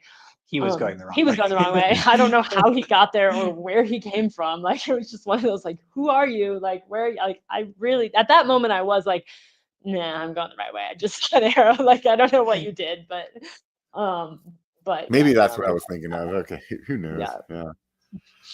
So we were talking about your training earlier, and do you guys ever think about telling the story like more specifically of what your training is and what that schedule looks like, or do those videos maybe just not perform very well? If we put the T word in a title, everyone runs. nobody watches the video. And like, it's interesting because we've had a lot of people say like, we like the training stuff. We want more of that. But then when we found that in videos, that is not generally it's the not always case. reflected by the analytics. Yeah. I don't And know if you've had that with YouTube too, that you'll get so many comments requesting something, and then you do it and it flops, and you're like, how is this possible? Everyone wanted this. Yeah. But I think we're trying to incorporate that a little bit more. I mean, I think the reality with training, especially for endurance stuff, is it's not like that interesting to watch. Like it's pretty repetitive. Right. Like it's a lot of hours on the bike. and Um, there's nothing magical about it. I think that's the other thing is like, we could tell people exactly the training that we do, and people could go on our Strava and like see exactly the training we're doing and at duplicate least all it. on the bike. Yeah, all 'cause on we the don't- bike yeah. training. But like that's not necessarily going to help anybody. Like Yeah. what helps is consistently riding your bike. And working And with the coach. sometimes, yeah, I mean, working with a coach is nice because then you get rid of this like, what should I be doing? You don't have to make the decisions yourself. But really, the secret to training is consistency, Yeah. riding your bike a lot, or as much as you can given your situation, and Mhm. sometimes going hard and sometimes going easy, as Yeah. opposed to just going like in the middle all the time. time. You know? And like that right there is training for you. Like you do it consistently, you go hard sometimes, you go easy sometimes. The consistency piece is huge. Like people want to dive into like a huge training plan, or like they want to do the exact right amount of hours or the exact right polarization or all of this, when like at the end of the day you need to do something like Mhm. that. I think there's a lot of analysis paralysis in like Yeah. training content on the on the internet, because we get lots of people who are like, you guys don't ride nearly enough, I don't understand how you're fast, and I'm like, you're not asking the right question. Like Yeah. like you should be like that's a good thing actually. Like we all want minimum effective dose. Like Mhm. Yeah. there's not a prize for training the most hours if you're not getting results from that. And like we have added hours, we have increased our volume quite a bit. But we don't do like 30-hour weeks. Like Yeah. we have several commenters who every time we share an amount of training are like, I trained for 30 hours a week when I was racing Cat 1 on the road. And I'm like, well, we're racing pro. So what were you doing wrong? Like, I don't know. I don't know what to tell you. Yeah, it's interesting. I know from personal experience, like in the past, I thought, oh, I just need to ride more and I'll get stronger. And, I would be doing maybe 4,000 foot rides on 5-6 days a week or something like that. My endurance was huge, but I really wasn't getting any faster. And it was whenever I started doing stuff like Zwift, where it was these just super intense training sessions, where then it was like, wow, man, in an hour, I'm like so dusted. I feel like I did a 4-hour ride. And then all of a sudden I'd get out and I'd see these like changes. It is just really, yeah, really that's really common. I think a lot of people want to add the volume before the intensity when it really needs to be the other way. Like you have to prioritize the quality work. And I mean, I think that there's so much buzz about like zone 2 training, but if you don't have a pretty high level of fitness, you only get so much benefit from, like you have to be going so easy on your zone 2, and most people don't actually do that. So then they create a situation that's not sustainable. And I think like we did a couple weeks of like VO2 max stuff at the beginning of our off season, so in November, and our coach was basically like, my goal here is to like basically like bump up the pace at which you are able to do your endurance rides. So like basically increase that top end of zone 2 by like raising the ceiling a little bit at the beginning of the training block. And it's sort of what you were saying, like it's basically those intense rides. Like you don't have to go ride for 4 hours a day. Like we certainly don't. Right. You want to go really hard sometimes. And I've realized more and more that for most people, most of the time, it doesn't even really matter what that really hard looks like. Like it could be a bunch of 1-minute sprints, or it could be fewer 5-minute hard efforts. Like there's not some like, oh, this is the magic thing that you need to do. It's just that you need to go hard. Yeah. And then easy, and then hard. Like you need to do some intervals, and then some days you need to just go out and ride pretty slow just to like get that endurance. And if you do those two things, it was just like what you were saying. You're going to see, wow, my endurance is increasing, but also I'm getting stronger and faster, as opposed to, oh, I can ride my bike forever, but I can't really go fast. I can just go forever. Yeah. Yeah. It's very interesting, when the more that you do that stuff. Yeah. What have you continued to train recently? So typically I Zwift in the wintertime because it rains so much. And let me take a step back. In the summertime, I tend to ride mountain bike like all the time. And whenever I don't have time to mountain bike, because there's a bit of driving for where I live, then I would just go on a gravel ride, and I could go out and bang out like 20 to 30, 40 miles and be back at my house. And it's like real easy. And that would normally be like unofficially my like rest day would be my road rides, because I'd just be like, just kind of cranking away. And it's not that same like high intensity that you get out of like climbing a mountain bike. Right. And so, here in the wintertime, then it's like, oh, okay, it's cold, so I won't get on my gravel bike. So I started doing Zwift. And for the last 2 years that I've been doing Zwift, the winters have been really wet. So it really was conducive to me doing it. And this year we haven't had as much rain. So I did like 1 6-week stretch, but then afterwards I didn't do it for a while. And then also was just kind of like screwing around building trail instead of like really putting efforts in. And then the next time I took an FTP test, it was the same as it was before I did the training program. I'm like, oh crap, I like everything I did, I lost, Yep. Oh, the freaking brutal FTP tests. I was so mad. We did one in November, like a year after the previous one we had done, and I was like literally to the watt, like exactly the same on a 20-minute max effort test. Which, like, I am objectively faster than I was a year ago. Like, you have a lot of measurements for that, and basically, our coach was just like, that doesn't matter." Like, Yeah, those FTP you know. tests, man. It definitely, like, one thing that Zwift did for me that I totally didn't expect is like understanding watts and what you're putting out, and it really completely changed on how I ride and everything, and then wanting to see that data while I'm actually riding. Like, to me right now, I don't even want to ride a bike that doesn't have a power meter on it, Yeah, because same. in my head it's like, oh, I know I can do this push, let's just say for 350 watts for at least 60 seconds, because I do these intervals on Zwift. So whenever I'm on a hill and I'm like, oh man, I'm giving it all I got, and then you look down and it's like 225, and you're like, you son of a gun. Like, then, okay, there's more in that tank, Yeah. Yeah, we have power meters on everything, and I have a total mental breakdown when mine breaks in the middle of a ride. Yeah. I It's died in the definitely, middle of we did a race in El Paso last week, 2-3 weeks ago, and it crapped out on me on The like battery just died. the battery Yeah. died, which it shouldn't have. No, I but mean, that's another topic. it didn't break. No. It just, the battery died, and I that's was so receiving frustrating. 0. It was 0 watts. Like, it wasn't even not connected. It was just 0 on this last climb that was like, it was into a headwind. Like, I was completely alone. Like, I could see no one in front or behind me, like no power data. And I'm like, I have no idea.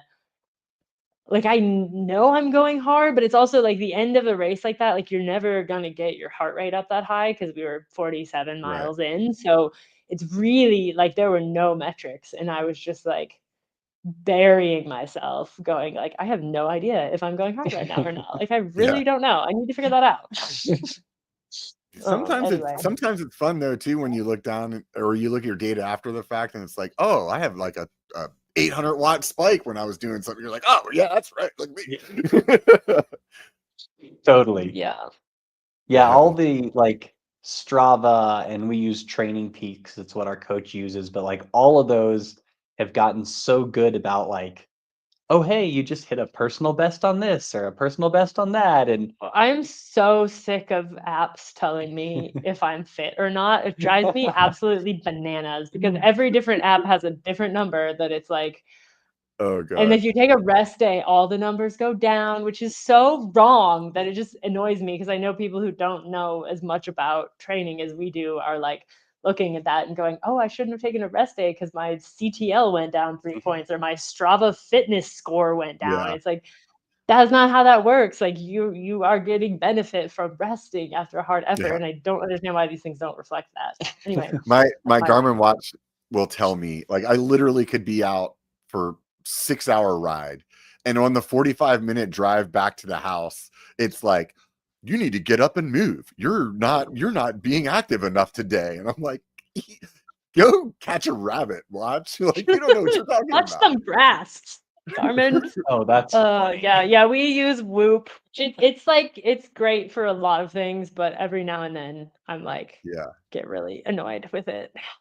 I just like it because it's not giving you like real-time feedback. Right. Like, you have to like open your phone and go and look at, like, it's not telling you anything unless you go and look for that information, which I'm like, that's okay. I'm happy to like look for that information.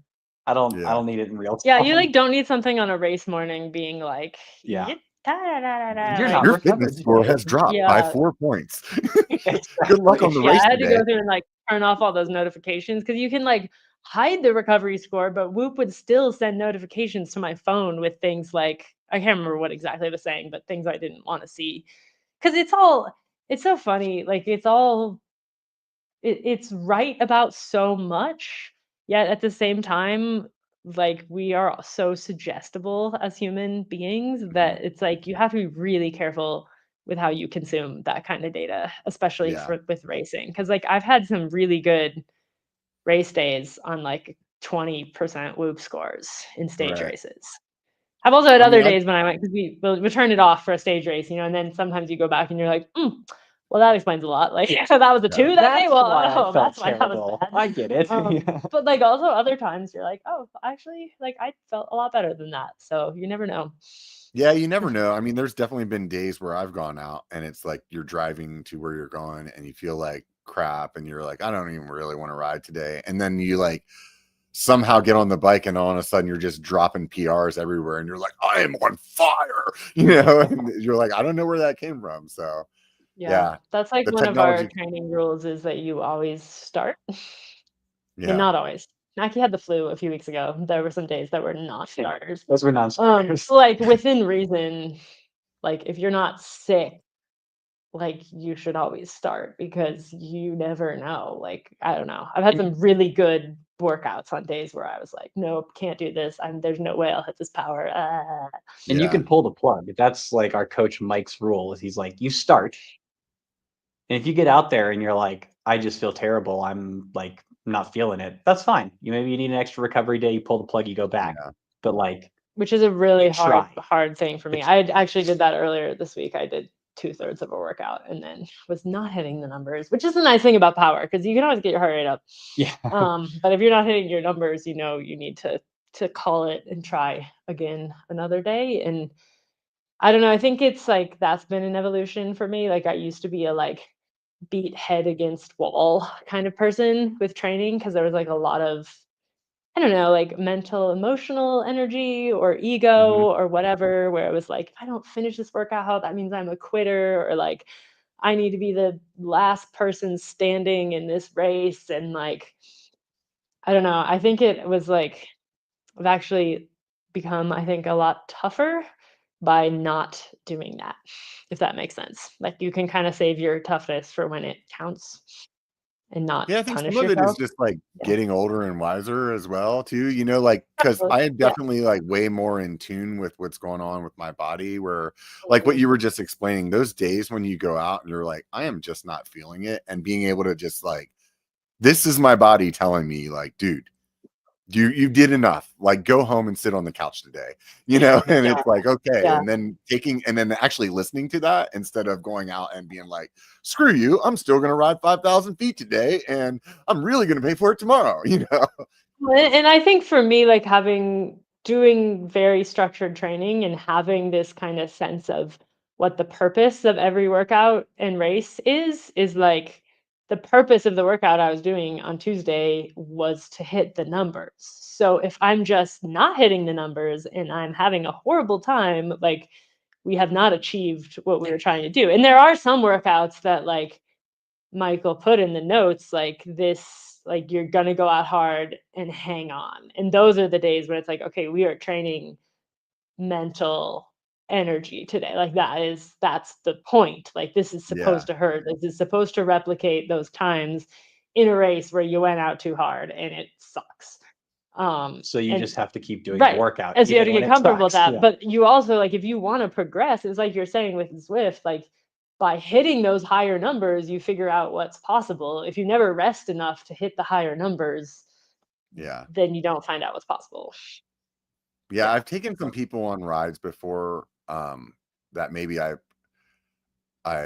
maybe pushed them too far, like looking back on it, but I think it's because I have like a positive outlook, kind of like I talk people into shit, basically, you know what I mean? And I've had some people though, like, oh wow, I've never done a ride with that many miles or that much elevation before. And it's like, Mhm. so look, and they're upset because they walked or they cramped or they're whatever by the end. And I'm like, no, but you need to walk away from this and realize like that's actually your bar. Your bar wasn't the Yeah. 10-mile ride that you thought you could do. Yeah. Like here, you just proved to yourself that you could do 20 and twice as much elevation. So you don't have to do this every time, but like take that and use that to your advantage instead of walking away and being upset about it.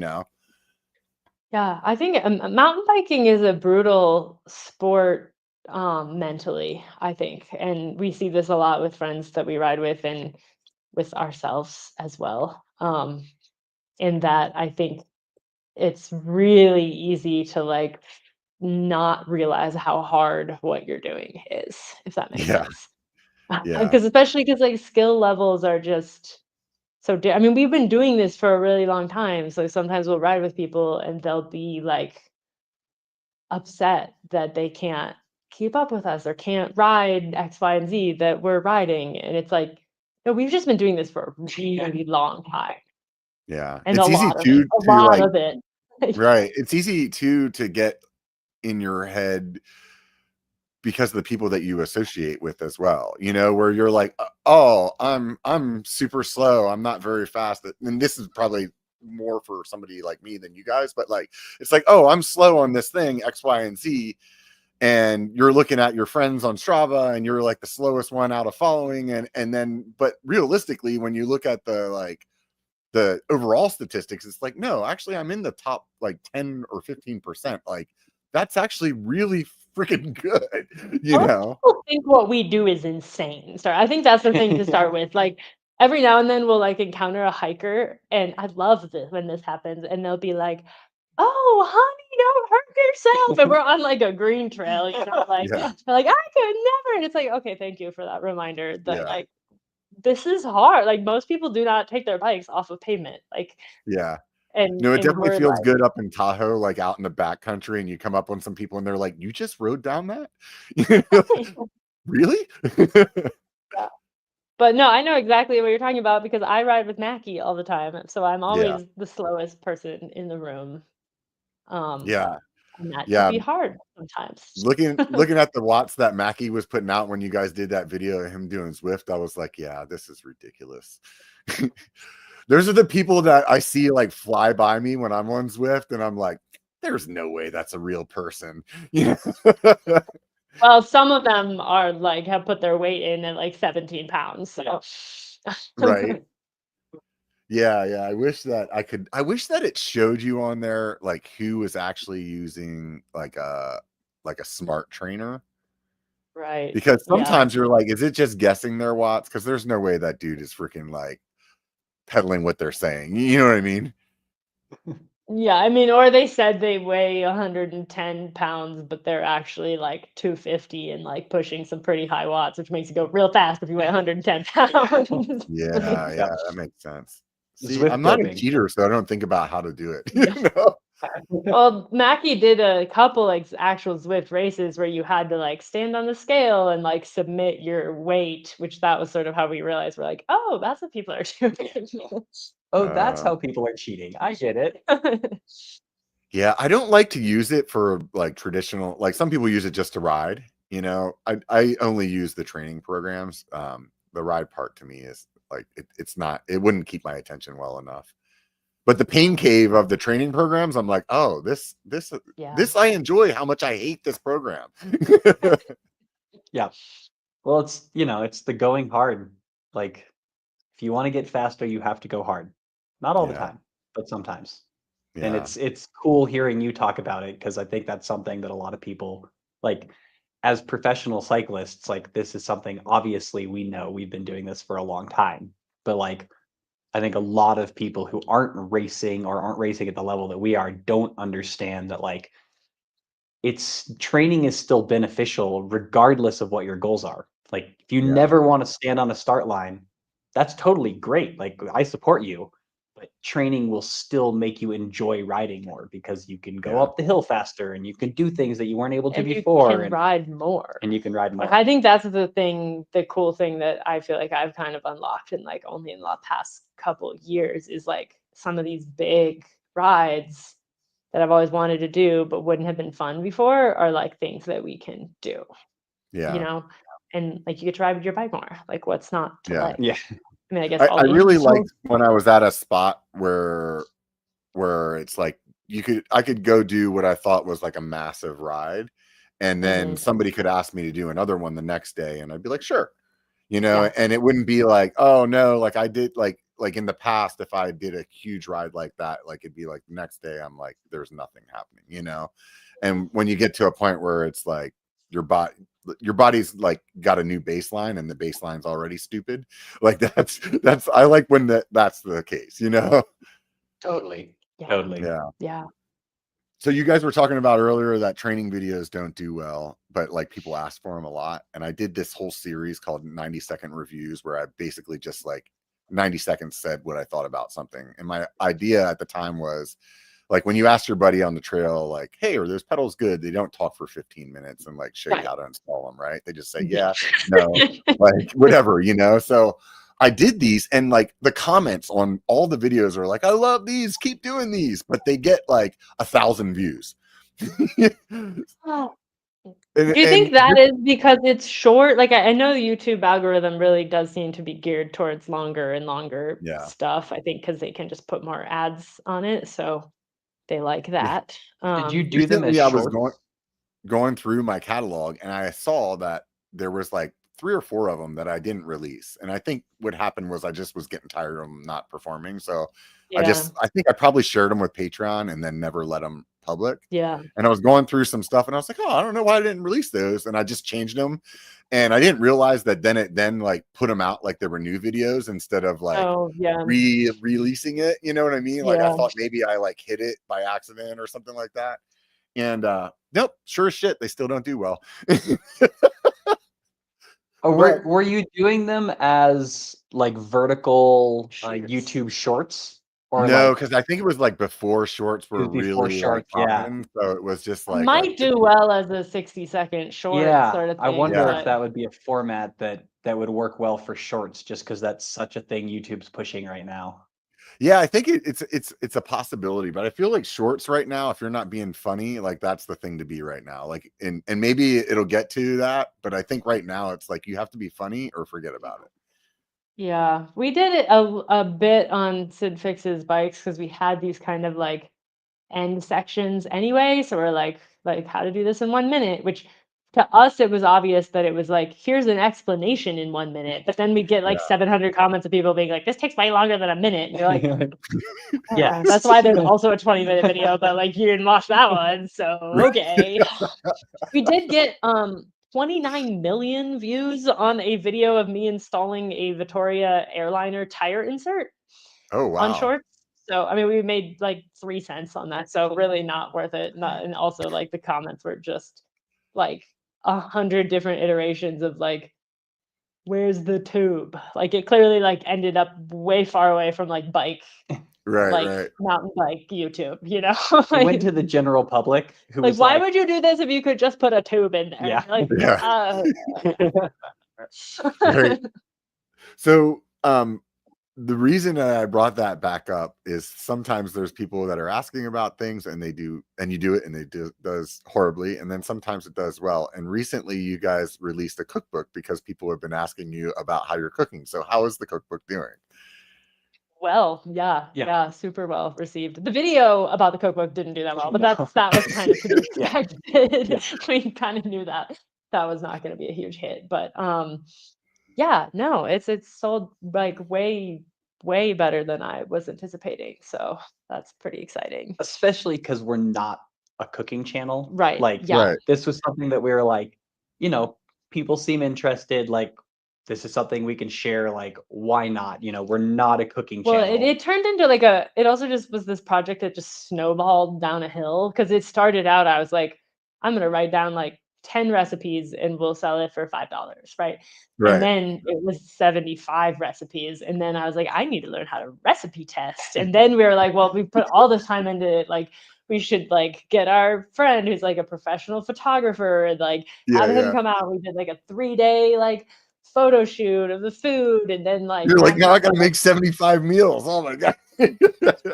Literally we made, I mean, some of the recipes are like sauces or things. We didn't need to do every single one, but I think I did cook like 50 meals in 3 days, and we ate all of them. Like we had our entire neighborhood over like one night. We're like, just come eat food. So that was kind of fun. And he had done like a lot of professional photo shoots with like food stylists, and there's our friend Kyle who did the photos, and he's like, this is great because like usually I can't eat the food because there's like glue in it. And I'm like, oh no, if I'm making this food, like somebody is going to eat this.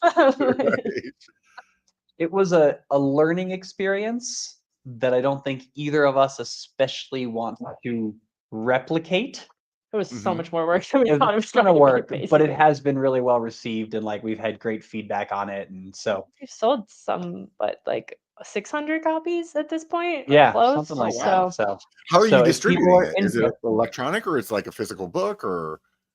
yeah, It's an ebook. it's an Yeah, ebook. we're not Mhm. going to deal with a closet. I did not want to end up with a closet full of cookbooks. We did physical product before when we did the board game. And we have a closet full of board games. And if anybody wants one. yeah, so we were like, no physical products. We're doing digital only. So yeah, if anybody wants what I think is a pretty awesome cookbook, eatingwinsbraces.com. Just gonna throw it out Yeah. there.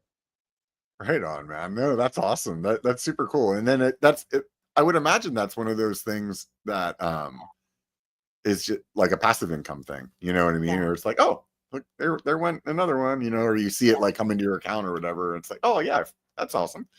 Sweet. Definitely the goal. Yeah. I feel like people are like, do a print copy or like, and I got really excited like right when we launched it because we got so much good feedback, and I was like thinking of these other recipes, and then I was like, no, pull it. Remember how this took you 2 years last time. Right. I wonder if you Oh. did if you did a video where you actually like featured some of the meals, or maybe like actually in the middle of maybe one of your other stories, like you like had it like mixed in there that way. I think we will do that throughout the year and see if that. Yeah, see if we can Yeah. get more copies sold. But yeah, I mean, it's like Syd said, the video announcing the cookbook obviously didn't do well because Yeah. It was it's not. Macky. We made Macky cook food, so that was Yeah, fun. it was fun. We had a good time with it. But like in general, it's just kind of like work it in, mention it here and there, and hopefully it Yeah. helps some people. And yeah. I think if you worked it in, also my brain's ticking now. It's like, oh, you could do that as a short format and then have the link to the video or the ebook in there, and then maybe that would do well too, because people love like watching something come together. It's like building a bike or putting a horseshoe on a horse or whatever. It's like, oh, here's these ingredients, chop, you know. And then like I find myself watching those stupid reels, and I don't even cook. Like my wife is. Yeah. Yep. Yeah, I think I'm really proud of what we managed to pull together. It really was like we set a deadline after 2 years of me futzing around with this. We were like, December 13th, 2024, it's happening. And like, we pulled it off, and I think it's good. And we worked with our dietitian who we worked with for like to include some info about fueling for riding and racing and kind of like how to make those nutrition goals like work for you with good food. So I think it's I think it's really important. I think that there's Yeah. a lot of people out there that actually don't know like how to put together a good like meal plan, so to speak, you know, and like there's a lot of people that just they have like misconceptions of like what's good food or what's bad food, or like how strict you have to be. Like a lot of people will get into this mindset where it's like, you know, you can never have a beer or you can never have sugar or whatever it is. And it's like, you can actually do those things. You just have to like have the right balance, you know? Yeah. There's so much fear around food. I think we've really created, and in athletics too, like I think a lot of fear around food, and it's damaging to people. Like we've seen that, like it affects people's mental health, affects their physical health. Like it's not good to be afraid of food. It's good to make informed choices, but it doesn't pay to be afraid. And our kind of motto is that like healthy eating is what supports the goals that you have. And for us, that's going fast on bikes, so that informs some of our choices, but we also want to be adaptable. And like if you're in a race and like there's a bratwurst at an aid station and you can eat that and like get fuel from that and go faster, like that makes you the better athlete than the person who can't eat sugar and can't eat gluten and can't eat, no offense to people who are truly celiac and can't eat gluten, but like there's a lot of people who have a lot of fear around things that they could actually eat. Well, and our philosophy is there's no bad food. There's just the wrong time for certain foods. And like the great example that somebody gave us that I thought was really good is Syd wrote this. Glad it's great from It's someone else. a brilliant quote by a brilliant person I know. Is that like kale? If you think of a kale salad, everyone's like, kale salad, very healthy, healthiest thing ever. But a kale salad during a stage race is a terrible thing to eat because it is really calorically sparse or not calorically dense. Yeah. Where in a stage race, what you need is to replenish the calories that you burned. Well, if you eat a kale salad afterwards, you're going to be hungry. You're not going to have the energy for the next day, etc. So like, it's just a Or perfect during, yeah, or definitely not during. But like, that's just a perfect example of a healthy food that you shouldn't eat in that situation. And then like cookies, sugar, we basically subsist on sugar while we are racing because it's Right. fuel that your body can access very, very quickly. Should you be eating gummy bears and like sugary drinks all the time? Oh, of course not. But when Right. you're in a race and the goal is to like have fuel that you can access very quickly, that's the exact right thing to eat. So it's just like, Yeah. what are your goals? What is the situation?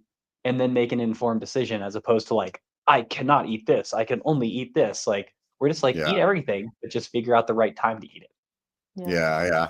I think other people also think that like healthy food needs to taste bad too, and it's like, I'm fortunate that my wife is an amazing cook. So, but she just like makes things out of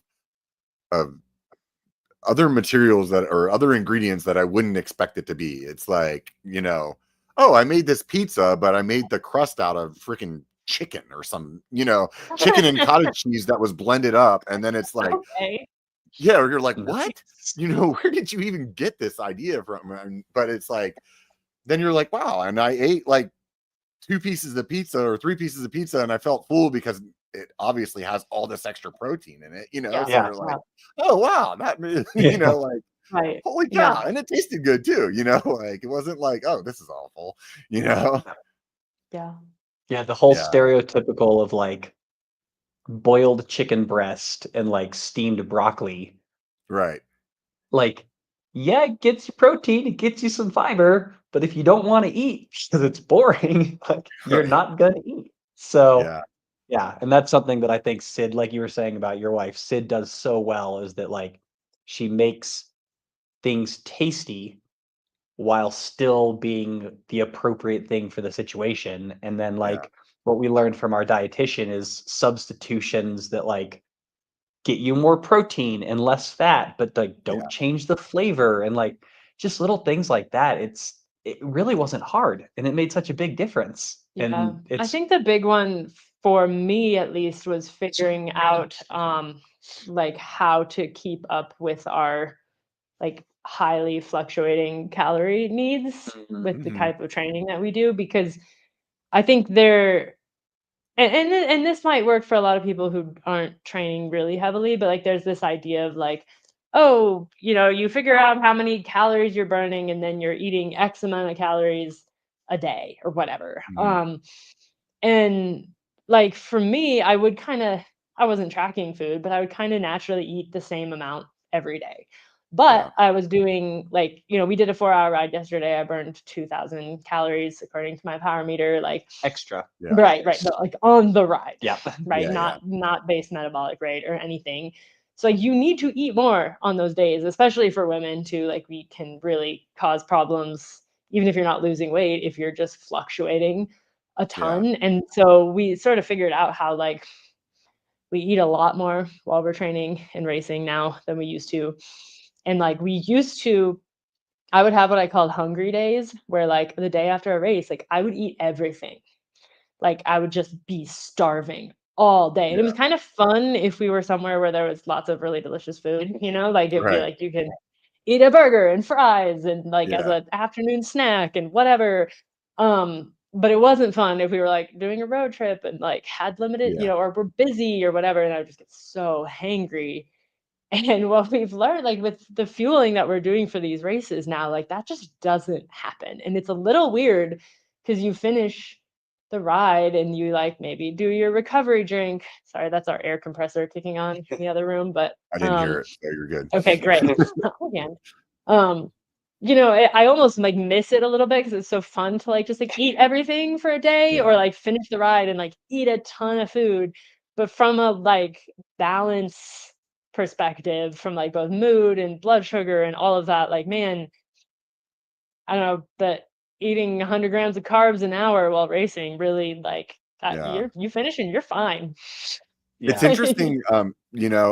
I struggle with something similar where, I could have a day where I go out and I ride and then I build, and my total calorie burn for that day is like close to 6,000 calories. Sure. And on those days, I'm like, I don't give a shit what we eat. I'm eating 3 cheeseburgers and like whatever, like I don't even care. But the problem is then for me on the day where I sit and I edit for 12 hours and I do nothing, my brain is still like, hey dude, you need to eat everything, remember? And so I need to like, what I struggle with is like keeping that balance on the days where I'm not super active and actually like thinking about my portion size that day. Because most days I am pretty active. So most days, kind of like what you were saying, Syd, is I don't actually like physically count my calories, but I have this like mental toll going where it's like, yeah, you can eat, 3 bowls of this soup because you did this, or whatever. But I definitely struggle with keeping that in check with the days that I'm not super active, like my portion sizes, Totally. And that was like something that I feel like we were kind of like concerned about because we're like, okay, if we eat way more while we're riding, like, are we going to end up gaining weight or whatever? And sort of our dietitian's Dina Griffin, she's a nutrition mechanic on Instagram. Her kind of philosophy is basically like you use those rest days to like pack in a lot of micronutrients and a lot of fiber and a lot of whole grains. And so we just kind of like choose different things on our rest days. Like we don't really think too hard about the portion and we definitely don't try to restrict, but we might like make barley instead of white rice, or like we probably won't have pasta because that's like such a thing that's so easy to just like eat so much of, which makes it great for like a day where you did a huge ride because you can replenish all those calories, but like it's easier to like, eat the right amount if you eat a bunch of sweet potatoes and barley and vegetables and like and thinking of it more as like an opportunity to like get all these micronutrients and stuff versus like trying to restrict on the rest days. Yeah, I was gonna say the same thing of like personally, I was like, my goal is that I do not want to ever be hungry.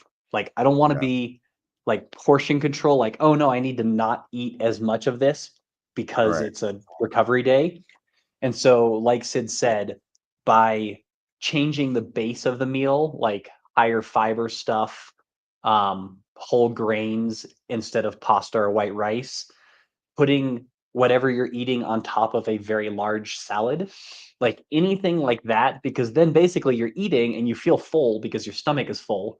But the and it's number not, of especially you want to be getting the right amount of protein too. Like you don't want to skimp on your protein, but then I like try to you do that feel with full. the salad too, where it's like in my head, like when you're eating vegetables, you can like it's a free for all. Like you can eat as many as you possibly want. So like in my mind, it's like, oh, I can finish this whole bowl of salad that my wife made, and that way I won't eat, 2 of the huge chicken breasts. It's like then I'll only eat 1 because I'm full from all the salad, And when I say that, I'm making the assumption that people know it's not like drenched in salad dressing and a bunch of other sugar. It's just vegetables and maybe some, oil and vinegar or something, Yeah. But yeah, I think that's the like, I think if it's about like when people are thinking about like restricting portion sizes or stuff, like it's so hard not to just be constantly like hungry and thinking about Just like food. too much energy around food in And general. so for us, it was just like figuring out how to like, the bowl is say the same amount full, so you eat it and you feel the same amount full. It just happens to have been a less calorically dense meal, and therefore you hit the right amount of calories for what you did that day. And I think it's important to like listen to that if you are still hungry. I think our bodies do know to a degree what we need, but they also Can be tricked. necessarily tricked, but I feel like for me the pattern was like it was such fluctuations that I was like not necessarily fueling my workouts properly. So I wasn't getting optimal recovery, which then makes Right. you need more food the next day. So you do need that food to like maintain and replenish, but you maybe aren't making the best choices on what you're eating because you're desperate. Yeah. Yeah. Whereas when you fuel a race properly, then you don't need to eat the first thing that you find generally. Or even like But you get back and you eat a snack right after your ride to help like replenish some of those calories. Well, then by the time dinner comes, you're not like so hungry because you haven't eaten anything and you did a 4,000 calorie ride or 1,000 calorie Yeah. ride or whatever. So then dinner comes and you eat a normal amount and you feel fine and you're good. And because you had that snack afterwards, you actually fueled your work so that you could benefit from it, as opposed Yeah. to like, cool, I just rode for 3 hours and now I haven't eaten anything for 6 hours. Yeah, I think I totally agree. And I think what Syd said earlier too about the like hungry days and your body like kind of knowing what's going on. I just had this conversation with my wife the other day where she was like, I yeah, just can't stop eating today. And I'm like, sometimes that's just what your body's telling you, like you need something, and yeah, just try to make the best decisions of what you are eating instead of being like, okay, well, I ate, a whole bag of nerds, or it's like, or I, yeah. did a protein shake and I threw some things, you know what I mean? Like, okay, then that was a better way to go about it. Yeah, I I wanted to think say my thank philosophy is always like, let's cover the bases. Like, if you're starving, like, let's get the adequate protein because that will help with the recovery. Let's eat some fruits and vegetables. If you're still starving, like, you need to eat more. Yeah. Yeah, And I think for women, this is especially important because we just don't have the same tolerances that guys do, especially around workouts. Like, we can't like I think the anabolic window for men is like 24 hours. So like if you're a dude and you do a strength workout and you replenish your like protein and calories within like 24 hours or something, like you will still get benefit from that workout. Like obviously it's mhm. better to eat sooner. If you're a woman, the anabolic window is like 45 minutes or something. Oh wow, Like that's Yeah. crazy. really Yeah. small. And it's also true, like with the menstrual cycle, like that changes like the way that you process carbohydrates. And that's Yeah, kind of why there's this whole, and I'm not an expert on this by any means, but like there's, this whole idea of women craving chocolate or sweets on your period. And it's like you just need more carbohydrates. Like it doesn't have yeah. to be chocolate. Like Yeah. you just need more It could be an carbohydrates. apple. But it's based And it's it based in also, some fact. The bottom line is it's based in some fact, and that's yeah. it goes along with what we're saying. That Mhm. you listen to your body. I wanted to say thank you to you guys for doing the video about the sweat and the salt intake, Oh, yeah. Yeah. because that was one where I was like, I had always kind of had this thought in my mind that like some people were blowing through salt more than others, and when you did that video, I was like, I knew it. you know Yep. Did you have you ended up getting tested? Have you done the I, testing? I I was trying to find somebody to do it. Maybe offline I can talk to you guys about how you where you got that done at, because I was really interested in it. But what it did though was definitely sparked me to consider like using things like Element and whatnot. Like before, I was using BCAs and things that were Ah, electrolyte based, but not mhm. really with the salt stuff. And I've always been a person that had problems with cramping at some point, Mhm. no matter like how hydrated I would be or whatever. In the back of my mind, I would always, because I'm a person that heavy sweats, so I would always think like, man, I really think it has something to do with that. But like I never, you know funny thing, we got this internet I could have looked it up on, but it took you guys to do that video, and since then, using products like that, it's like it's like I unlocked a cheat code. It's like, Yeah. Awesome. Cool.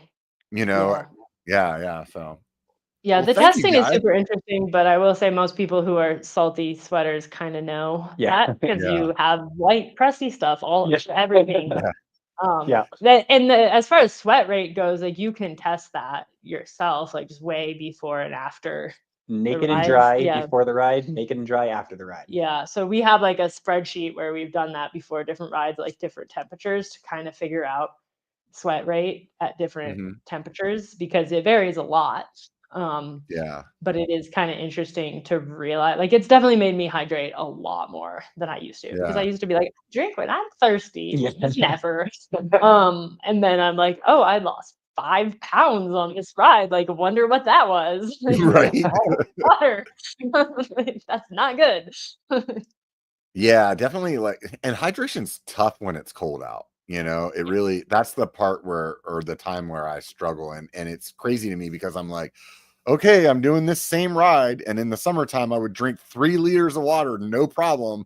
And now I did this whole day. And I'm like, yeah, I finished my 1 water bottle that I carried with me. You know what I mean? Yeah. It's like, And we do sweat less in the cold, yeah, but you still, Not yeah. that much less generally. Yeah, and that's Yeah. why it's kind of fun to have the salt number and the sweat number, because then you can start to be like, oh, like for Margie Gessick this year, like we calculated my sodium like predicted needs, and it was like 11,000 milligrams of sodium was what I was going to lose in that race. I don't know what I actually did, but it was probably close to that, because I think it ended up almost being hotter than we thought. And like, I didn't replenish all of that, but I ate like meat sticks at every aid Yeah. station, and a bratwurst and pickles. Like, I was just like, everywhere I see salt, I eat salt. And that was on top of, because I have some issues if I mix the drinks too salty. I'm just like, nah, I can't do it. Yeah. So had to get it other ways. But yeah.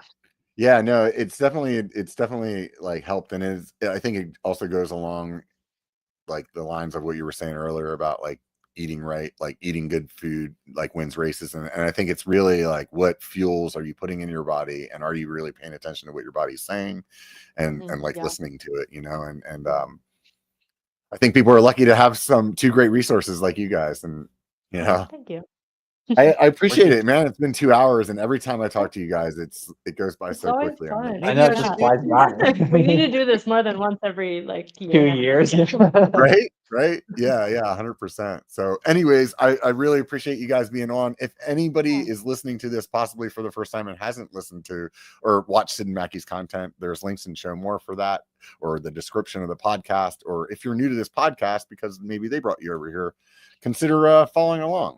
If you've been a person that's listened to this podcast for a long time and you haven't written me a 5-star review over on Apple Podcasts, do that, because I checked it the other day and it hasn't been a new one up there in like a month or two. So do me that favor, and it helps the podcast algorithm tell everybody what's going on. So anyways, if you don't want to do any of that and you just had a good time, you're ready to take off, that's fine. Remember one thing: it only takes a bike to be a biker. Get out and be one.